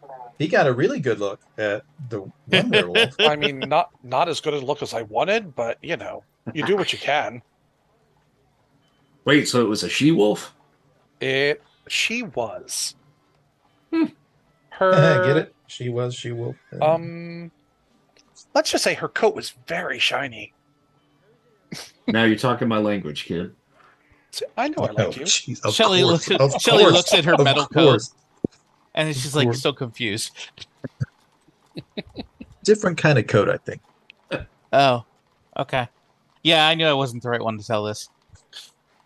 Right. But so after we talked to those werewolves, we went and talked to another werewolf, who's like, I guess their cousin.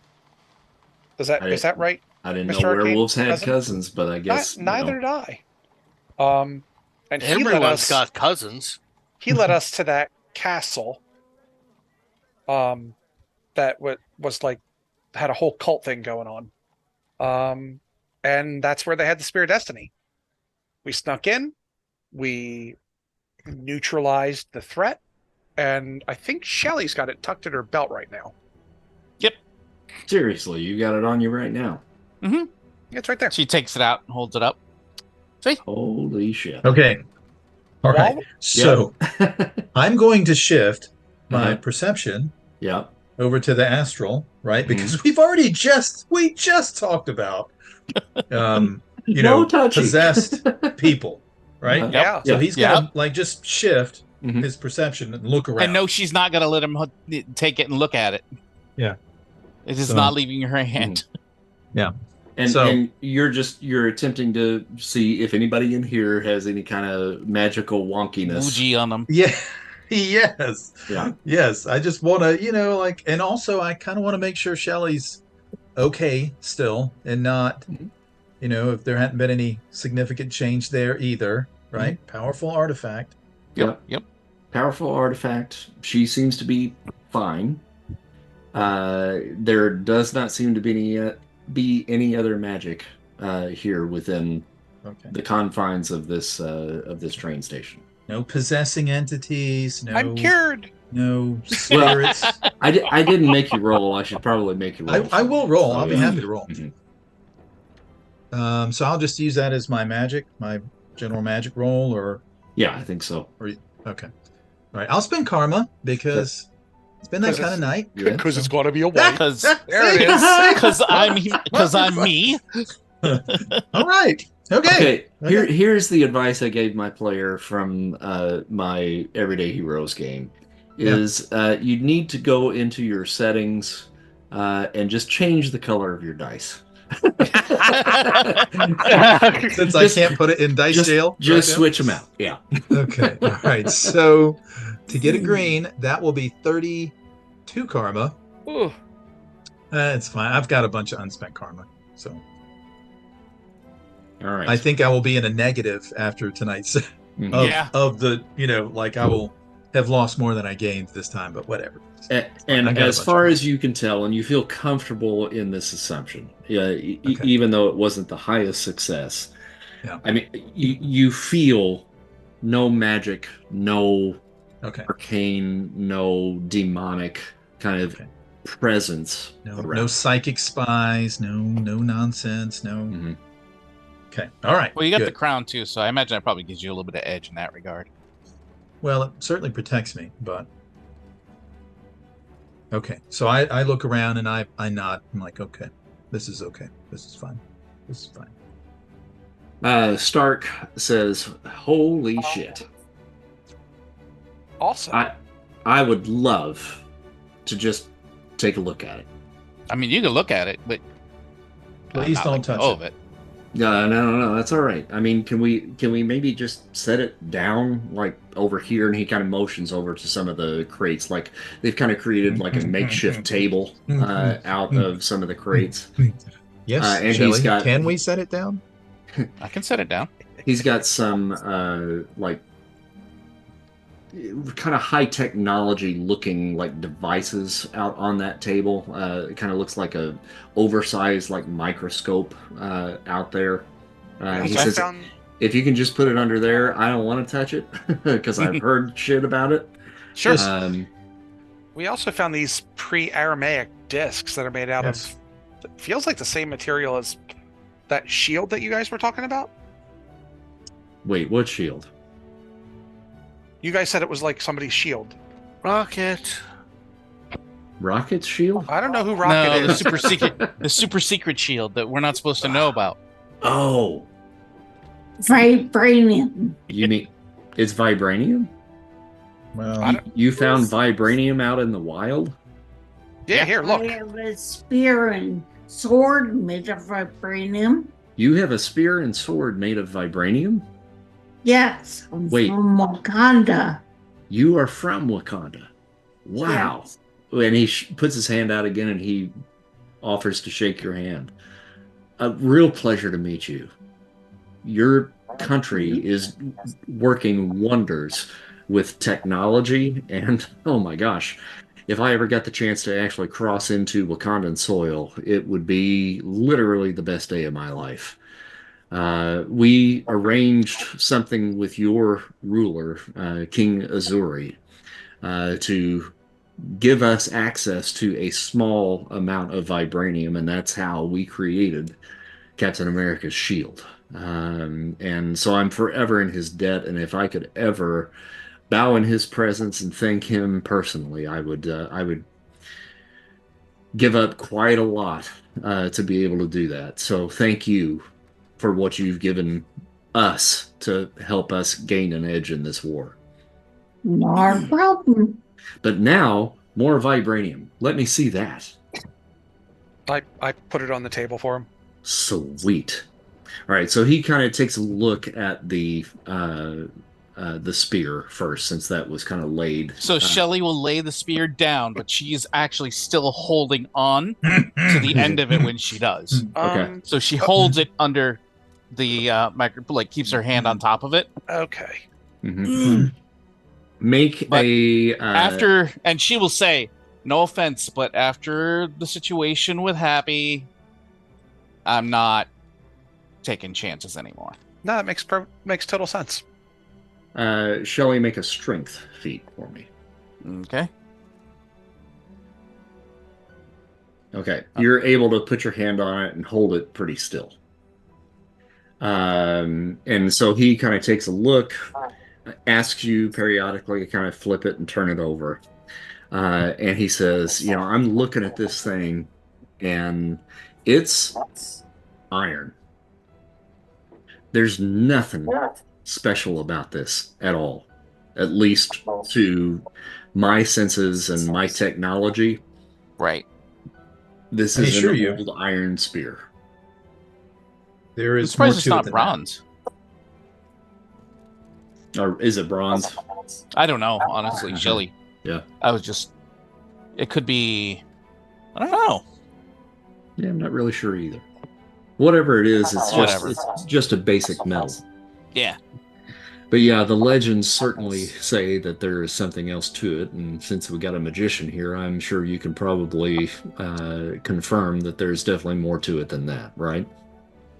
There is. It has a powerful magical aura. It is a powerful artifact.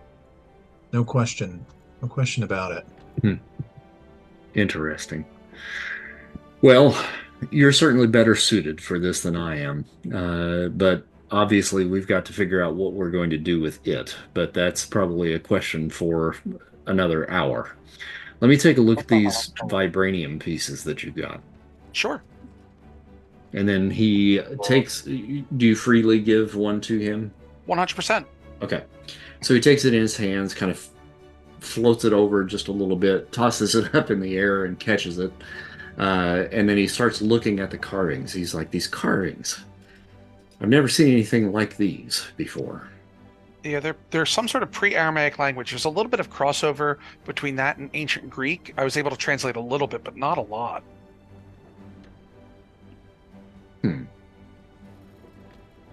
Let me get this under the scope. Also, just for the record, Legionnaire spears were either iron or steel typically. They would also, and he goes into a long, detailed description about it because that's one of his areas. There you go. So he takes the disc and he starts kind of spinning it underneath his microscope or macroscope, if there is such a thing. And he says, well, this is interesting. Looking at the carvings, they look almost as if they were... I mean, do you know what a laser is? No. Like that Buck Rogers stuff from the talkies on the radio. Yeah, kind of like that. But there is technology that I've been involved with that can actually focus light to a certain degree where it can actually carve into metal. Now, vibranium is one of the most indestructible materials on this planet. But it's not completely infallible. So it can be carved into, but it would take something like a laser to actually carve into this metal. But as I'm getting down deeper into this, there's something more. There's even smaller, more minute carvings inside here. And there's another technology that's in its infancy right now. It's basically called like a microchip. And it's these little bitty teeny tiny bits of wires and stuff like that that can actually hold information. In these discs? It seems to be, yes. Now, so is that like microfilm or something? So they're really like records. Kind of like that, yeah. What's that? So they're like records. Yeah, I think if played the right way, it would probably produce some sort of information, whether that would be sound or light or something else. That's funny. Yes. I wonder. I mean, that doesn't make any sense that they would be the same shape as records that we use, but that's just funny. Human Tank and Mr. Arcane. Mm-hmm. If you two would make an intuition roll for me, please. Okay, that is. Am I going to spin? I'll go ahead and spin Karma. I mean, why not? I've gotten like. Here we go. Let's. Hey, look at that! Yeah. I think if you take all of Mr. Arcane's rolls tonight and combine them, that result is higher than their combined total. I think so. Oh. If you get that up to a 61, Mr. Arcane, that will get Sure. you a yellow. I will. I'll do that. Why not? It would be nice to have a yellow tonight. That'd be intuition isn't novel. really. Yeah. Well, Arcane, you've been kind of standing on the opposite side of Mr. Stark as he's been kind of peering into his scope and talking. And everybody is kind of gathered around here. Peggy, Jacques, Knapsack, the whole group is kind of gathered around. Some of the other soldiers are around the rest of the room just kind of hanging out. But Knapsack is kind of right behind Mr. Stark. And while he's kind of talking about this and everybody is kind of focused on Stark, you see Knapsack draw a pistol and hold it up to the side of Stark's head. I use this my isn't good. magnetism and whip the pistol away. Okay. All right. Make that roll. Okay. I will definitely spend karma on that. Right? See? Exactly. Wow. Wow. Wow. Exactly. So I'll push that to a green.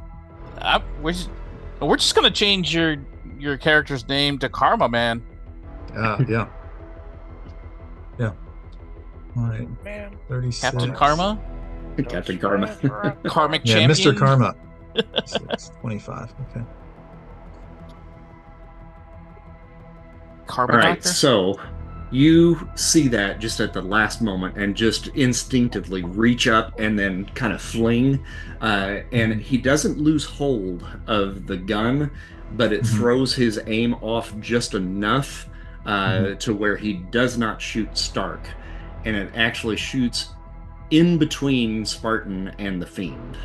And the bullet goes whizzing past your ears. And I'll shout, "Watch out!"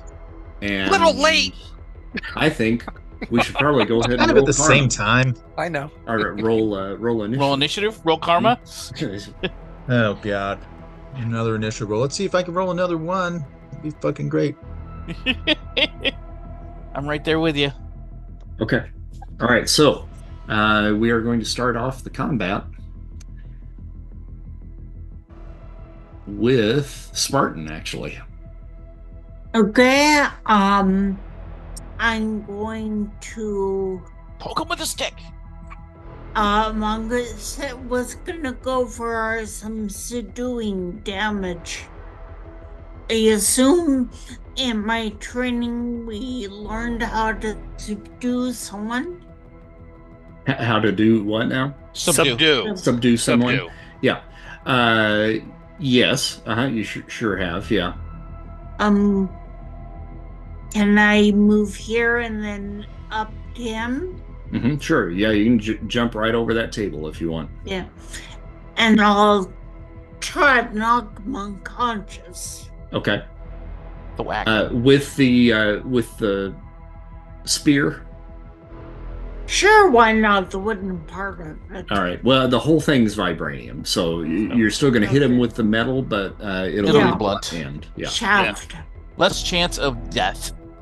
So Yeah. that's still under your melee attack, which would be incredible to hit.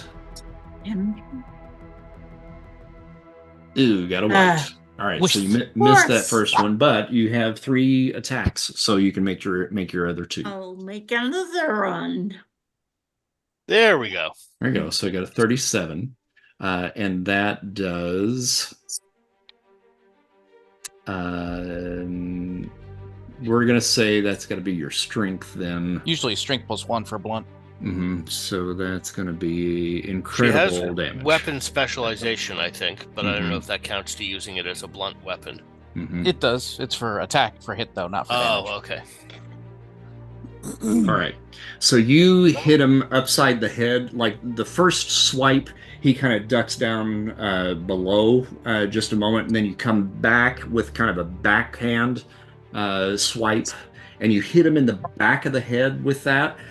Whack, Okay. and like your spear, you're used to it not making any noise, so it doesn't make any noise. But his head makes a noise. Oh.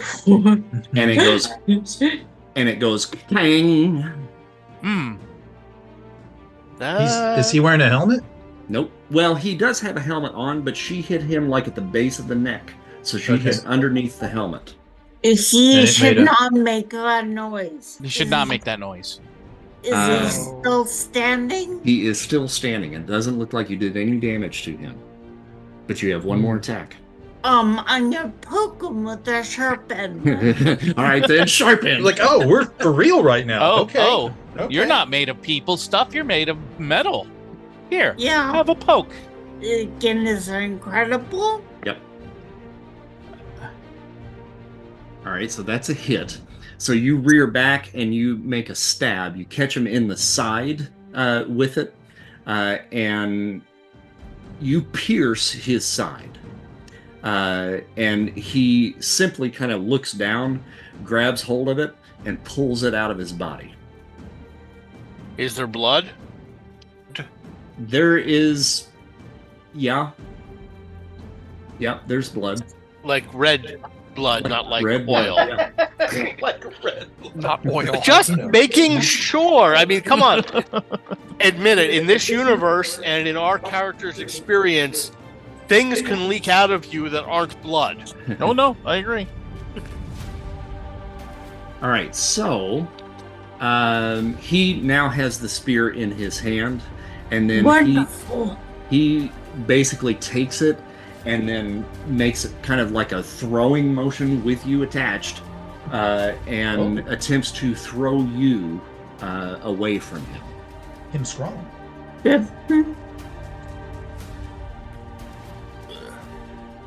Got a red. Ooh. Ah.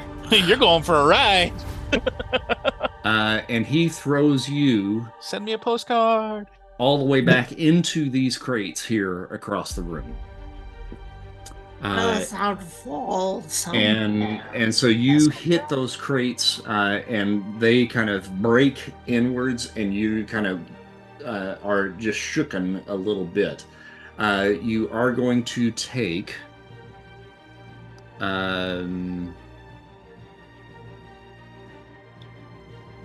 what's your endurance? I can't bring him my character Okay, sheet. I got it. Remarkable. So Okay. you're going to take 30 points of damage. Damn. I can record that for you if you want me to. And can you right click on your character sheet? Not Not the character sheet, the token. Yeah. And then that should pull up like 110 underneath there. Do you see that when you right click on the token? No. No? Okay, I can do it for you. Okay. Let's see. That's I didn't know that was there. That's cool. Mm-hmm. Yeah, now I know. Let's see. And you do have body armor, so here it is. Yeah, it's down to 80 now. Yeah, actually, it'd be 90 because you got the body armor. Good. All right. Okay, so that was his first attack. Okay. Okay. Oh dear. Deary me. All right. And See? now he takes the spear that is now in his hand, Oh no.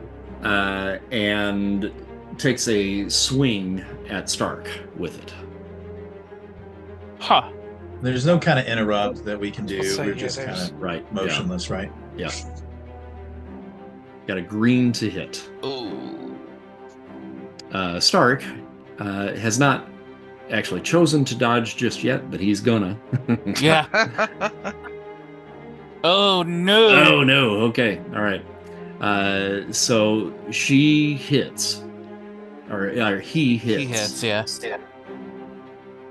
You know, one night stands are not great for karma. Nope. Just spreading joy. What are you talking about? Don't be a hater. That's not joy. And he gets cut across the chest, and Peggy kind of grabs hold of him and tries to pull him back. Okay.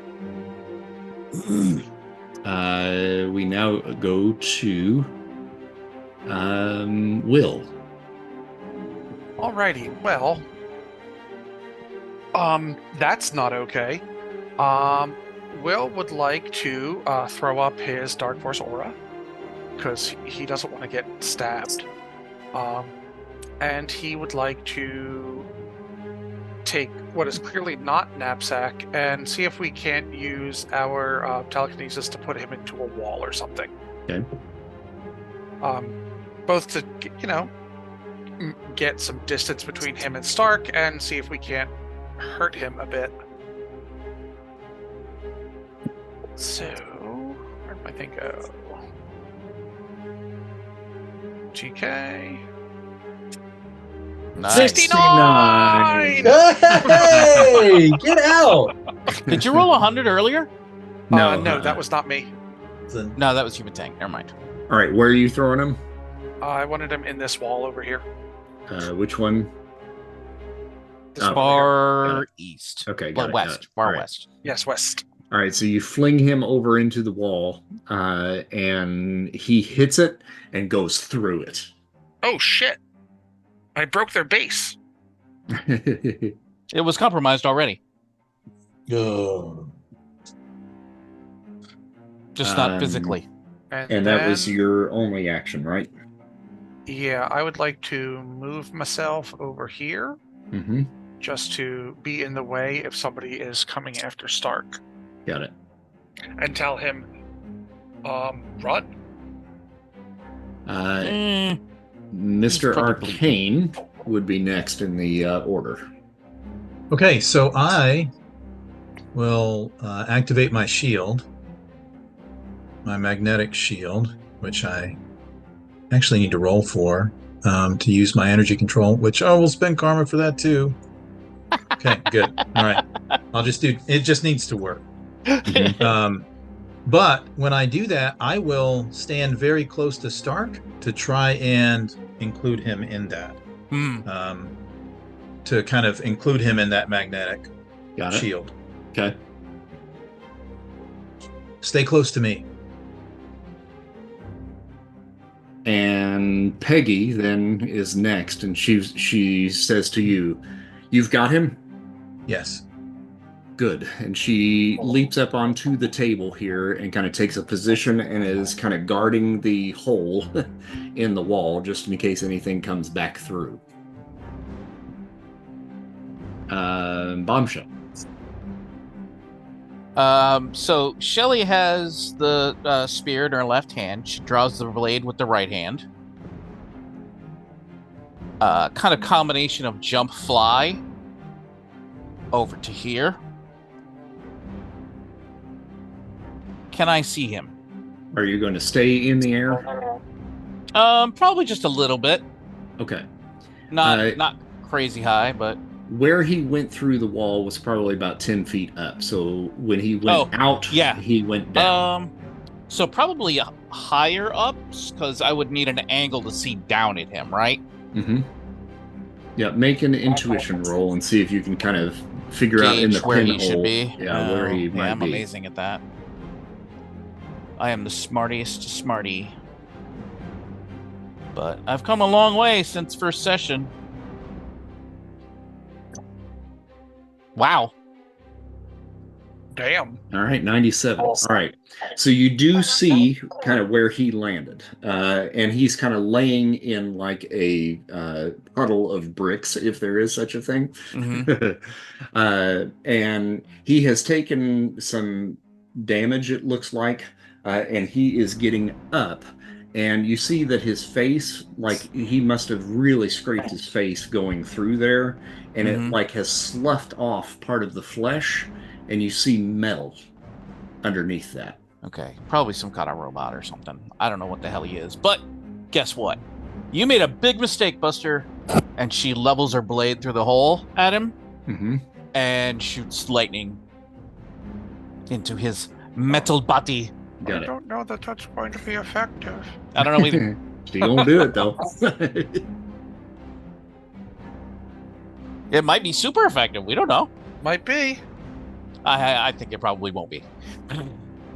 Machines and amperes, electricity mucks them up machines really bad.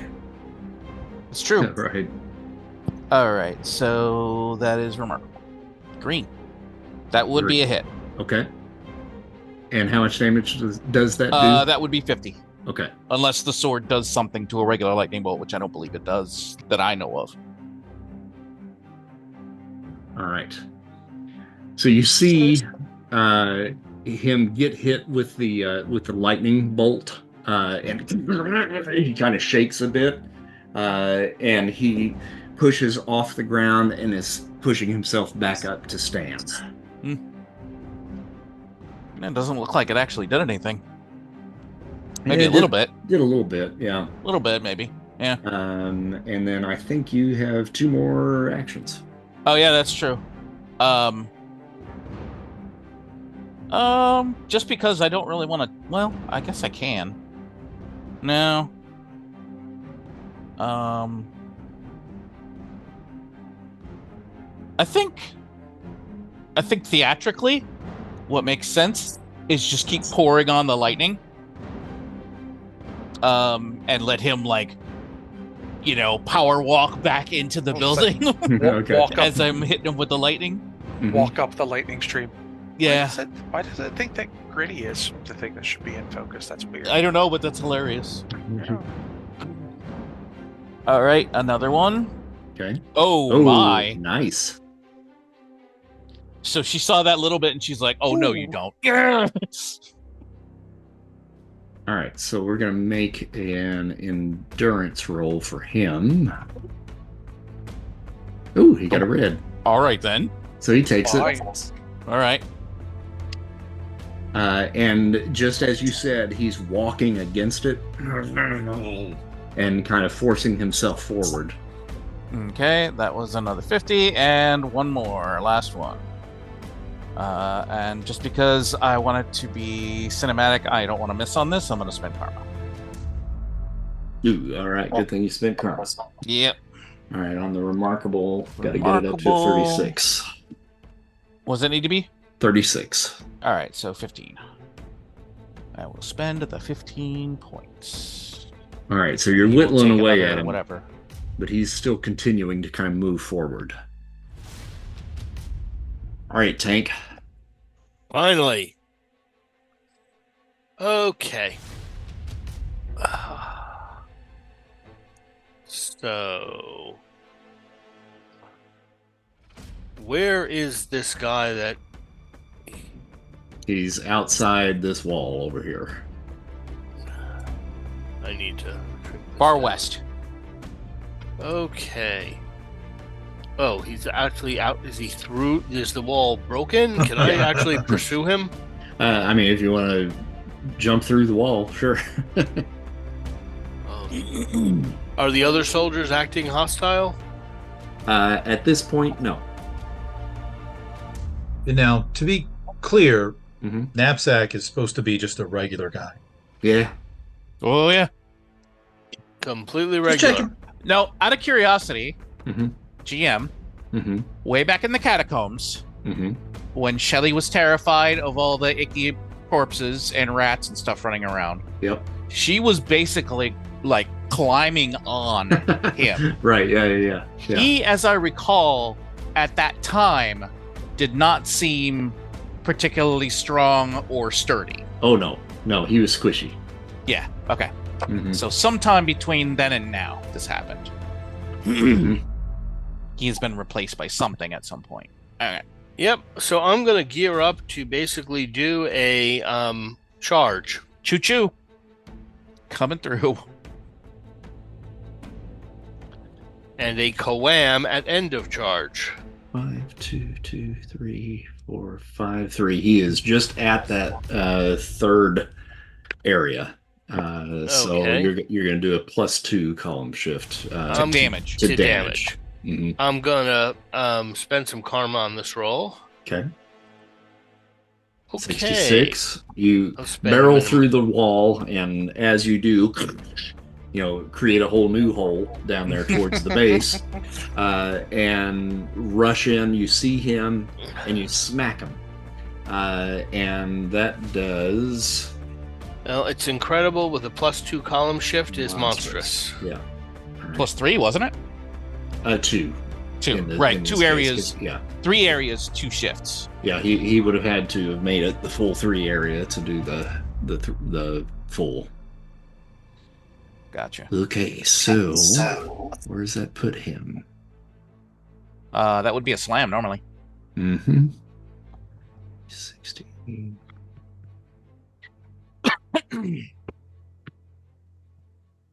You think so on the charge table? Yeah, I'm just trying to do math. Math is hard, man. Does he still have Spartan Spear? Who? Does he still have the spear? Yes. Yeah. If I have another action, I'm going to try to wrestle it from him and hurl it back. All right. All right. Math is done. Yay! And that's a possible slam. So we're going to roll endurance for him. We're going to need a bigger map. No, we're not. I No guess slam. we're not, no. Wow, he stands his ground. That's freakish. I'm not used to anything. No. Used to anything I run into at full speed that stays where he was. Yeah, that's not right. He certainly is not the bowling pins that you ran into in the castle. When I hit him, did I feel like I was hitting flesh and blood, or I mean, obviously not. If he didn't turn into a red mist, so Right. I'm kind of thinking, is there any damage that I can see? Metal parts or demon parts or armor parts, something? He made the same sound as you running into a Panzer tank. Huh. Iron Man 3. Iron Man 3. Sorry. All right. Where did that come from? I clicked on something I didn't mean to click on. That's hilarious. The timing. Okay, well, my Well, second good timing. action, I'm going to try to wrestle the spear away from him and throw it back so that our party member is not disarmed. Okay. But also, that's a really valuable magic metal that shouldn't fall into enemy hands. Also, Alrighty. he could probably hurt us with it a lot. Yes, another good reason. All right, so you're going to make a strength roll. Okay, I will spend karma on this. And My you strength- have wrestling? You do. I do. So do that on the unearthly column. Okay. I'm still spending karma because I've seen how rolls go here. Yeah, look at that. 19, even on unearthly. Oh my gosh. Do I Only need- because it was on the unearthly column. Yeah, how far up do I need to push that to succeed at the wrestling? I got karma. You would need to get it up to... So 46 is yellow on the unearthly. Yeah, I don't know what I'm looking at. I don't know if I need a yellow or a red or. Well, you can't push you more can't- than one you can't color go- anyway. So You can't go more Oh, than you one can. color. I didn't know that. I thought I could. Okay. I thought I could We've only spend it been all. playing this for a year there, Ian. Yeah. Oh, damn. Well, I've never needed to go more than one color before. the sass. So on yellow this is guy. a grab if it's a grabbing. So Yeah. Yeah. so, Okay, so- green is a take, a yellow is a grab. And this will be a contested here, so he's going to resist that. He's going to try to hang on to it. Well, I will raise it to yellow. I will definitely spend that, and that requires on unearthly. I rolled a 19. Yellow requires a 41. That's 30. Okay, 29. 20 is 30. 22 points. I Okay. can do math. All right, so you grab it and you rip it out of his hand. But there was some resistance for sure there. It wasn't easy. Mm-hmm. Which it should have been.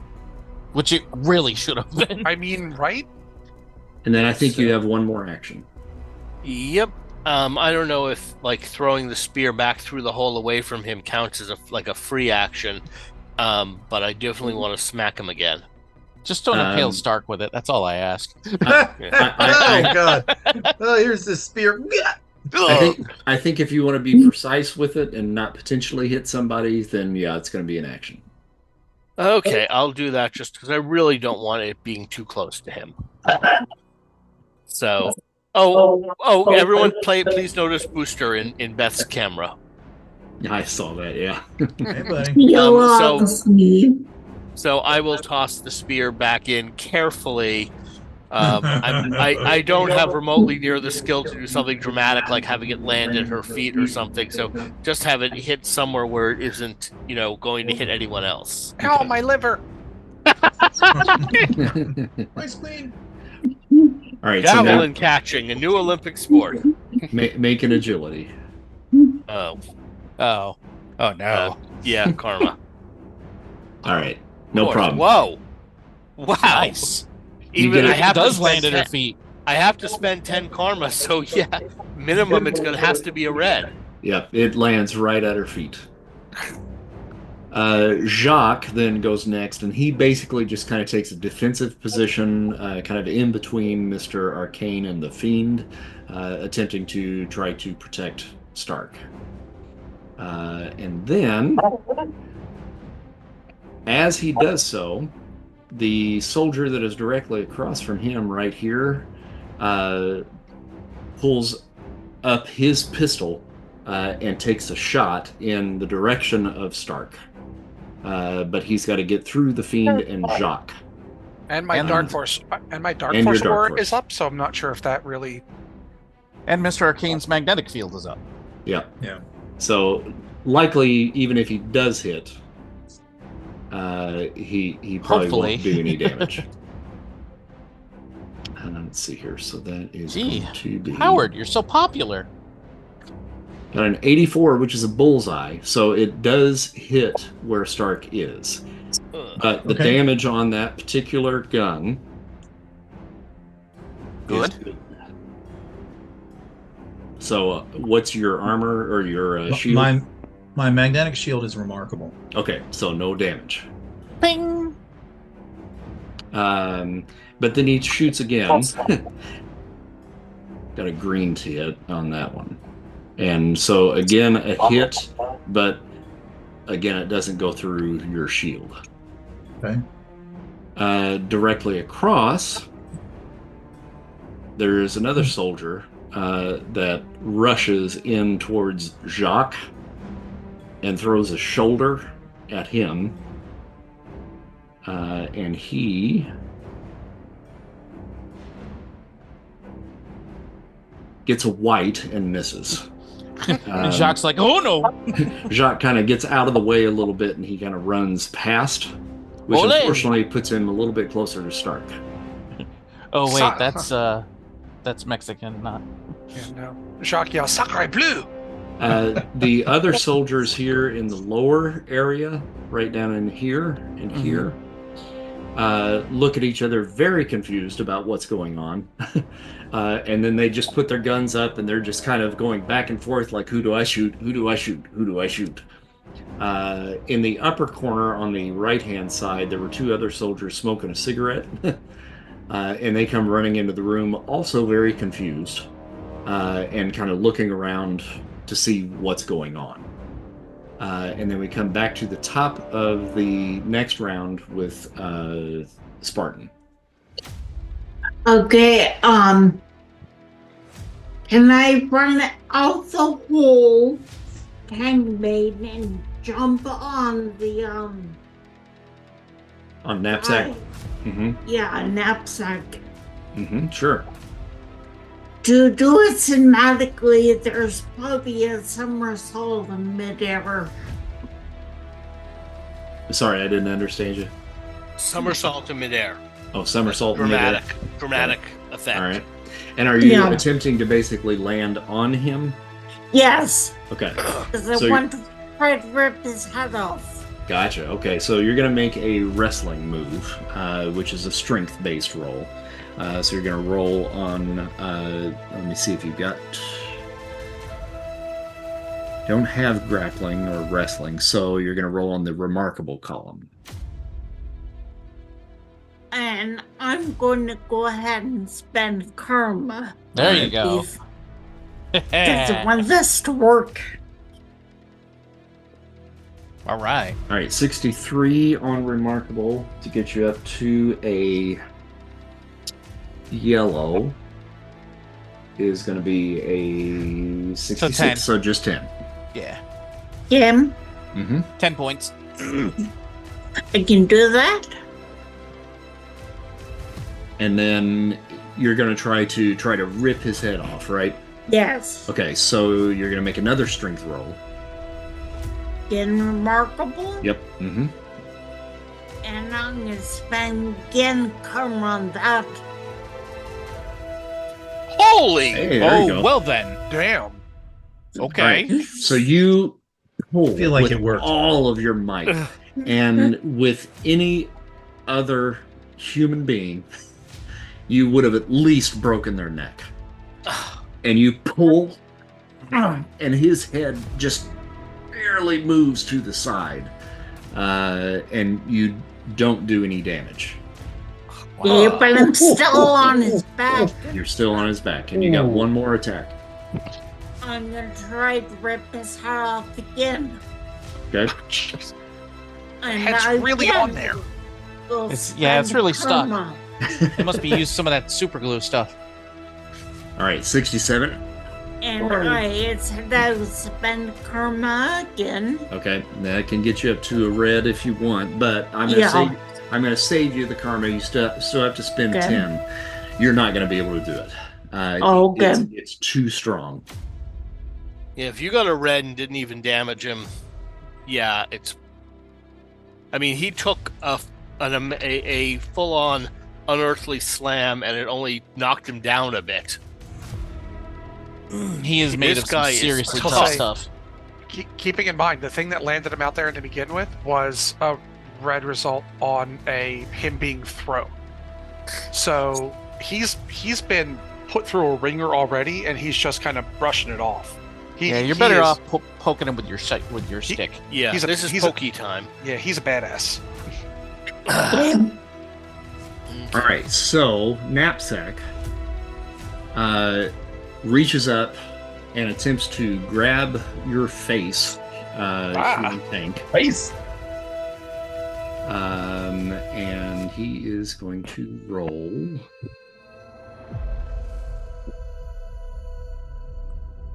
Uh-oh. You got a yellow, and you are dodging so that you don't have any minuses on this. So he grabs hold of your lower jaw and just rips down. Oh, God. And we'll do 40 points of damage with that, but I think your body armor probably soaks that. I think you've got incredible body armor, right? Tank? Are you there? Yeah. Yes, I'm sorry. Okay. Yes, I have incredible body armor. Okay, got it. All right, so no damage on that one. He then reaches up to Spartan and attempts to grapple her and try to slam her onto the ground. Reminds me of Widow fighting the Winter Soldier. And he succeeds in doing that. Spartan, you are going to take 40 points of damage, which translates to 30 with your body armor.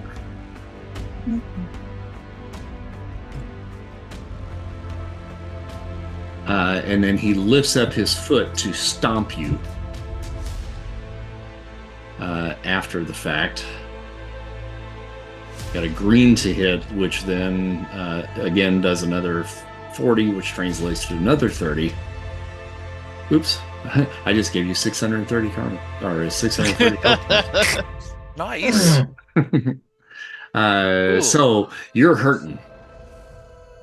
That is a serious machine you're dealing with right there.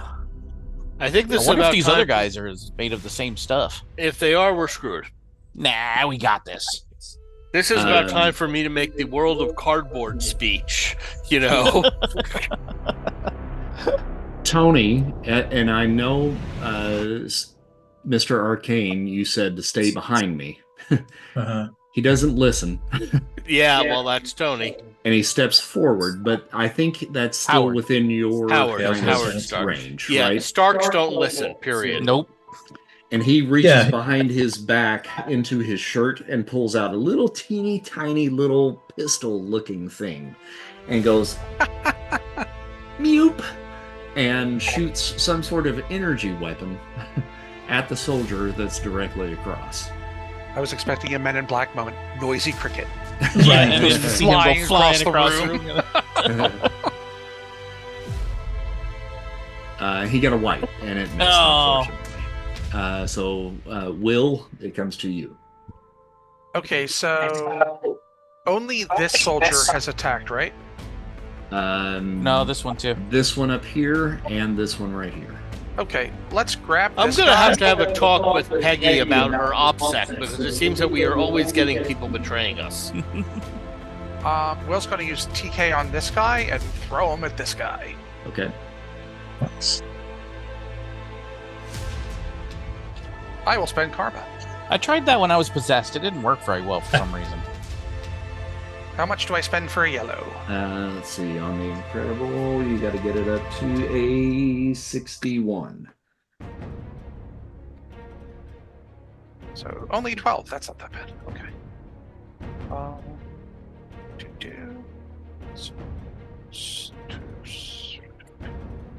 No, neither of those numbers were what I pressed. Oh my fucking! Pardon me for a moment. What is happening? Your TK is Incredible. That's correct. All right, so you throw him at the other one. They hit, and you hear a clang when they collide. That makes me very sad. Mr. Arcane. Okay. So they make metallic sounds. Mm-hmm. So following Will's lead, I'm going to also use my magnetism to pick up. Let's see. So is one of them on the ground? No. One of the two soldiers. Sorry. Yeah, probably the guy that got thrown. Yes, is on his butt. So this one. Yep. Okay, so he's on the ground. So then I'm going to pick up this one and slam him down on top of the other, or at least I'm going to try. That's what I'm going to try to do. There you go. And slam him on top of the other one. So now they're going to be, hopefully sandwiched on top of the each other. There we go. And I'll spend now. Okay, let me just clarify real quick. Yep. So only these two seem to have attacked Stark, obviously, other than Knapsack, and the others seem very confused about it. Yes. Mm-hmm. Okay. All right. Well, I will again step close to Stark to make sure that he's covered. So, however I need to do that, to kind of make sure he's in my shield, and then I'll, reach out and hopefully lift up the one guy who's still standing, and slam him down on the other. Okay. Puny God. And I'll spend karma on that too. Sweet. All right. So you pick him up and slam him down, and to get that to your yellow. 66. Yeah. Okay, I'll do that. And you slam him down on top of the other guy. Clang! You hear the clang again, and it doesn't look like it's doing much to either one of them. Okay. Well, at least it knocked him down, and hopefully, who knows. So they're on top. They're stacked on top of each other, right? Yep. Excellent. I can make a bat kebab. Peggy runs across the table and jumps over onto the crate that is above the two soldiers that are now stacked on top of one another, and just starts filling them with bullets. Just takes 3 shots, bang, bang, bang, and it hits the guy on top, and he eats those bullets. Just no effect, right? Just no bang, effect. bang, bang. Yeah. Will swoons. Shelley. She is swoon-worthy. It is absolutely. She is something else.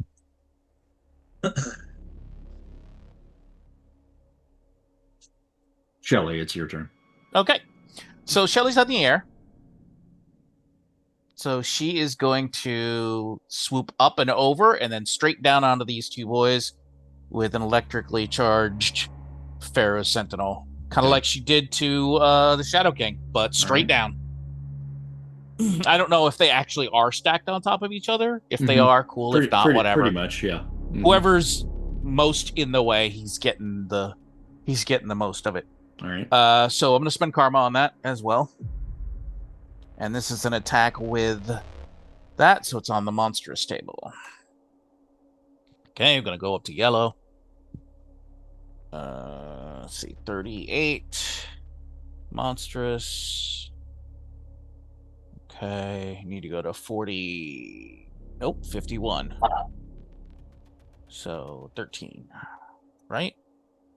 And is that a potential stun? Yes. Okay. 4 edged attacks. Yellow is a stun. Oh, you're hitting with the sword, not with the electricity, right? Electrically charged sword. So okay. Just like I did with the Shadow King. Okay. How much damage? I believe we gave it a column shift, so normally it would be incredible. So I guess amazing damage. Okay. All right. So I did that right. Okay, so you hit both of them. It lights their uniforms on fire. Okay. And then they are burning. All right, and since I've got the 2 other attacks, mm-hmm. I'm just going to, since it's in contact already, if it's okay, I'm just going to continue to channel lightning through the blade and just keep frying them. Okay. For 50 points again. Yep. Okay. All right. Just and the same thing for the last attack. Just make your electrical roll then. Yep, sure.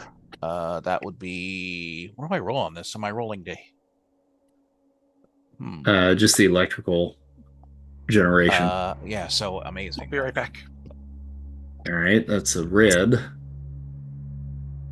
Uh-huh. Which would... On the energy table? I don't know what that is. Is it a stun or a kill?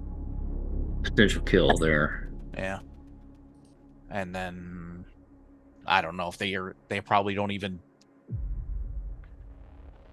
Okay. I don't even know if those things even work on robots. Oh, well, look at that one. That one might have. I was just thinking to myself, so these guys are just like the Terminator. Uh-oh. I forgot to click off of that one, didn't I? Yeah, you did. And you know what? I was actually going to say, the Nazis have been taken over by Skynet before. All right, you have one more attack, right? Yeah, and same you're thing. Channeling that again. Okay, yeah. Make that roll again. That's good. All right. Potential stun. And since I don't have to be careful anymore. Ooh, look at that. Okay. All right, so he's stunned.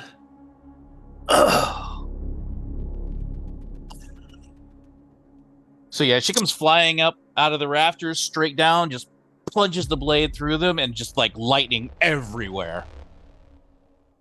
All right, so you're channeling all that electricity, and it is burning their clothes basically clean off.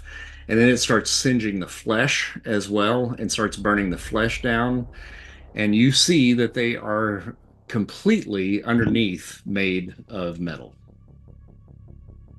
A full endoskeleton made of shiny steel. Mm-hmm. That's not terrifying at all. She's going to have nightmares about this shit. Human tank. I mean, to be fair, she'll have nightmares about almost everything we run into. Well, I am just going to do what I do best, which is slam at, punch him as hard as I can. And so I have my martial arts that kicks me up to actually it kicks me up to amazing because my fighting is now incredible. I raised it. Oh, nice. I want to just double check on that. Yeah, no, my fighting is still remarkable. Didn't we raise that to incredible? I'm sure I did. I know you brought your strength up. Maybe it was just strength in the martial arts. I'll check my notes, but so I'm still going to do it at incredible. And yes, I am definitely spending karma because we got to put this guy down. And it's a good thing too. How much do I need to get that up to a green? All right, so you're at 18 on incredible. You got to get it up to a 31. Okay, that's 13 more points. Yeah, okay, so take that, 262. And that's Okay. 50 points of damage. Yeah, that's pretty much all I can do. All right, you still got 2 more. Yep. Keep going, keep spending that karma, because we have got to get this guy out. There's something happening behind me, but I can't turn my back on him. Okay, Hey. that, on There the you other go. hand... Second one tonight. Ooh, you got a red, though, to resist. Oh, damn. That's still, not fair. Still good damage, though. Yeah. Third time's the charm. Third time's charm. You're whittling him down. Put him down. One more declare of karma. No! Good lord. Oh. At least get... You're red. 31 again to get it to green. Yeah, okay, so that's going to be 28 points. I just got to do the math here. All right. So 28, that knocks us down to 242 to 236 is what I have left now. Okay. But it still does amazing damage. All right, so he drops with that last hit. Like you hammer him just.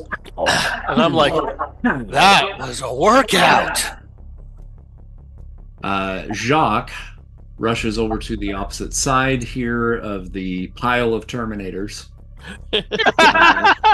And just goes pop, pop, pop, and unloads his clip into the Terminator on the bottom. Again, just eating those bullets. The Terminator on the bottom shoves his partner off of him, grabs hold of the sword. Well, actually, the sword is actually probably pierced through both of them, right? Yeah. Okay, so he doesn't throw him off.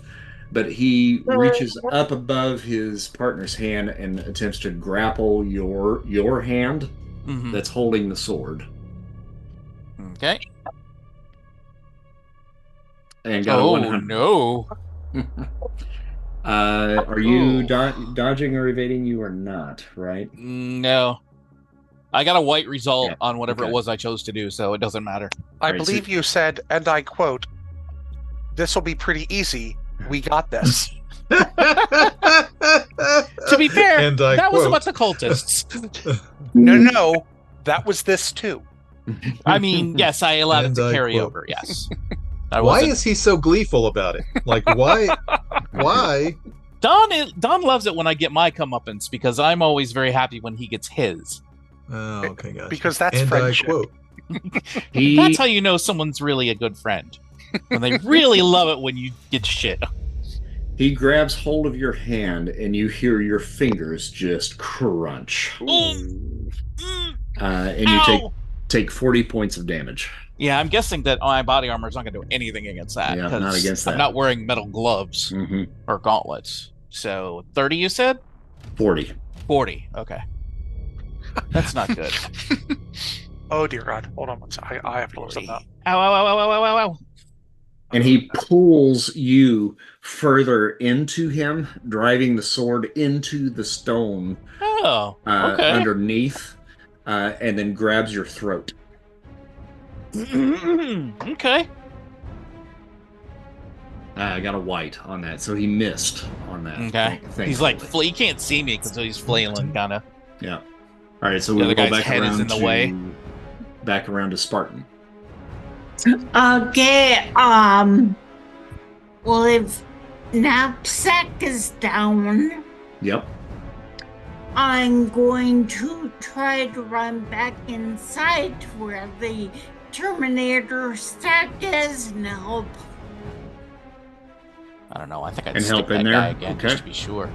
Yeah, I'm going to take my short sword, knife, whatever it is, and try to stab the bottom one that's trying to get someone and twist the sword. Okay. All right, so you're going to roll on the incredible column. All right, no karma on that one. You got 2 more attacks. Next, same thing with karma. Okay. There we go. This time with feeling. All right, so you got a 70 on that one. You can get that up to a red. You got to spend to get it up to a 91. So 21 to get it up to a red. All right, so you come crashing down and kind of get into that little joint in between his neck and shoulder blade. And I mean, like now at this point, I mean, most of the flesh has actually kind of seared off. So you can clearly see that he is basically a metal endoskeleton that you are stabbing into. You're trying to find a weak point and you just can't quite get at it. You've got one more action. I'm going to stab and try and lift out components. Try to use a sword to rip them out. Okay. And again, incredible. Yeah. 44. Just spend your 10 because that's probably not going to be enough. Yeah. You really, for you, you've got to get it to like 100 to make that happen. All right, Stark. Next. Is going to now realize that he's a little bit outclassed and takes a step behind Arcane and cowers a little bit. Yay, the discretion is the better part of valor. Will, it's your turn. Okay, this might not work, but when in France, right? So those two Terminators are stacked right on top of each other, right? Yep. And we're in Paris, right? Yep. Okay, so Will is going to try to reach into the Dark Force dimension. He's going to try to conjure a Dark Force guillotine right where their two heads are and drop the blade right across their throats. I mean, that really is appropriate. It's a power stunt, and I'm going to spend karma. I don't know that that's a power stunt. Well, I don't have the energy solidification part of Dark Force manipulation yet. Okay. No. All right. Got it. Okay. So yeah, not enough points to go around at the beginning. But is that energy damage? It's Dark Force damage, which is considered energy. Okay. Make a reason feat. Okay. You might be better off doing energy damage to them rather than physical. Oh, well, there we go.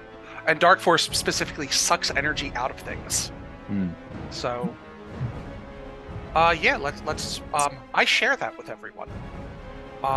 And we're gonna see if this works. I will spend karma, to see if this power stunt actually does the thing. Sad that I'm not rolling as the fiend. Okay. Karma will get me to yellow. Is that what I needed? Yellow would be good, yeah.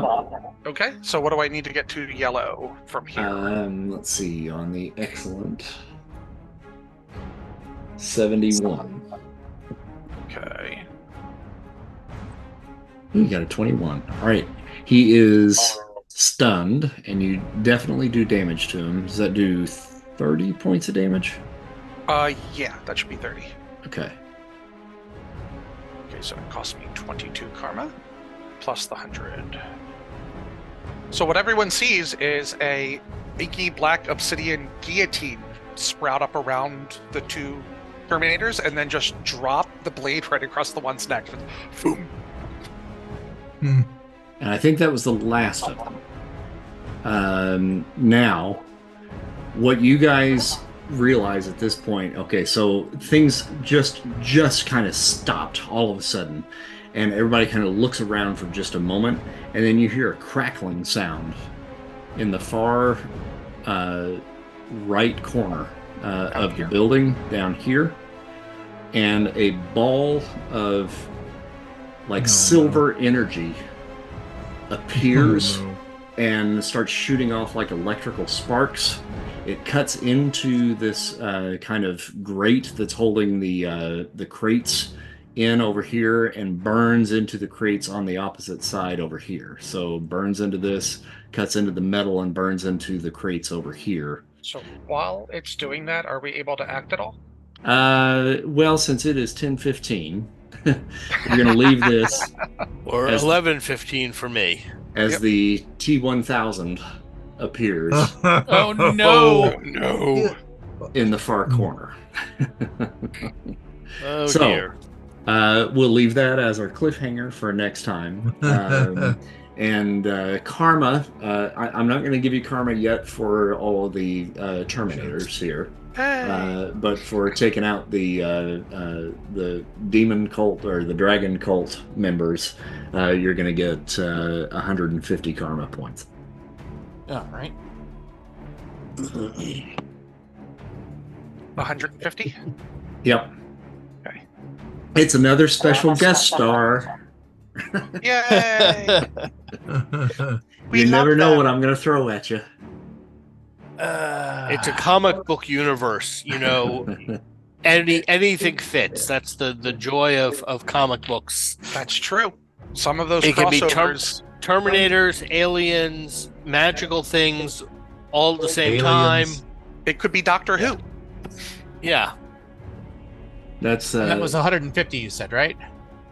yeah, 150. Yeah, Doctor Who is campaign 3. Okay. Spoiler alert. Okay, well, it's 11:15 for me, so I'm logging off. Thank All you right. for an excellent game, as Thank you, usual. everyone. Thanks, buddy. Yes. Great game, everybody. All right, good night, everybody. Good night. Good night. Bye-bye.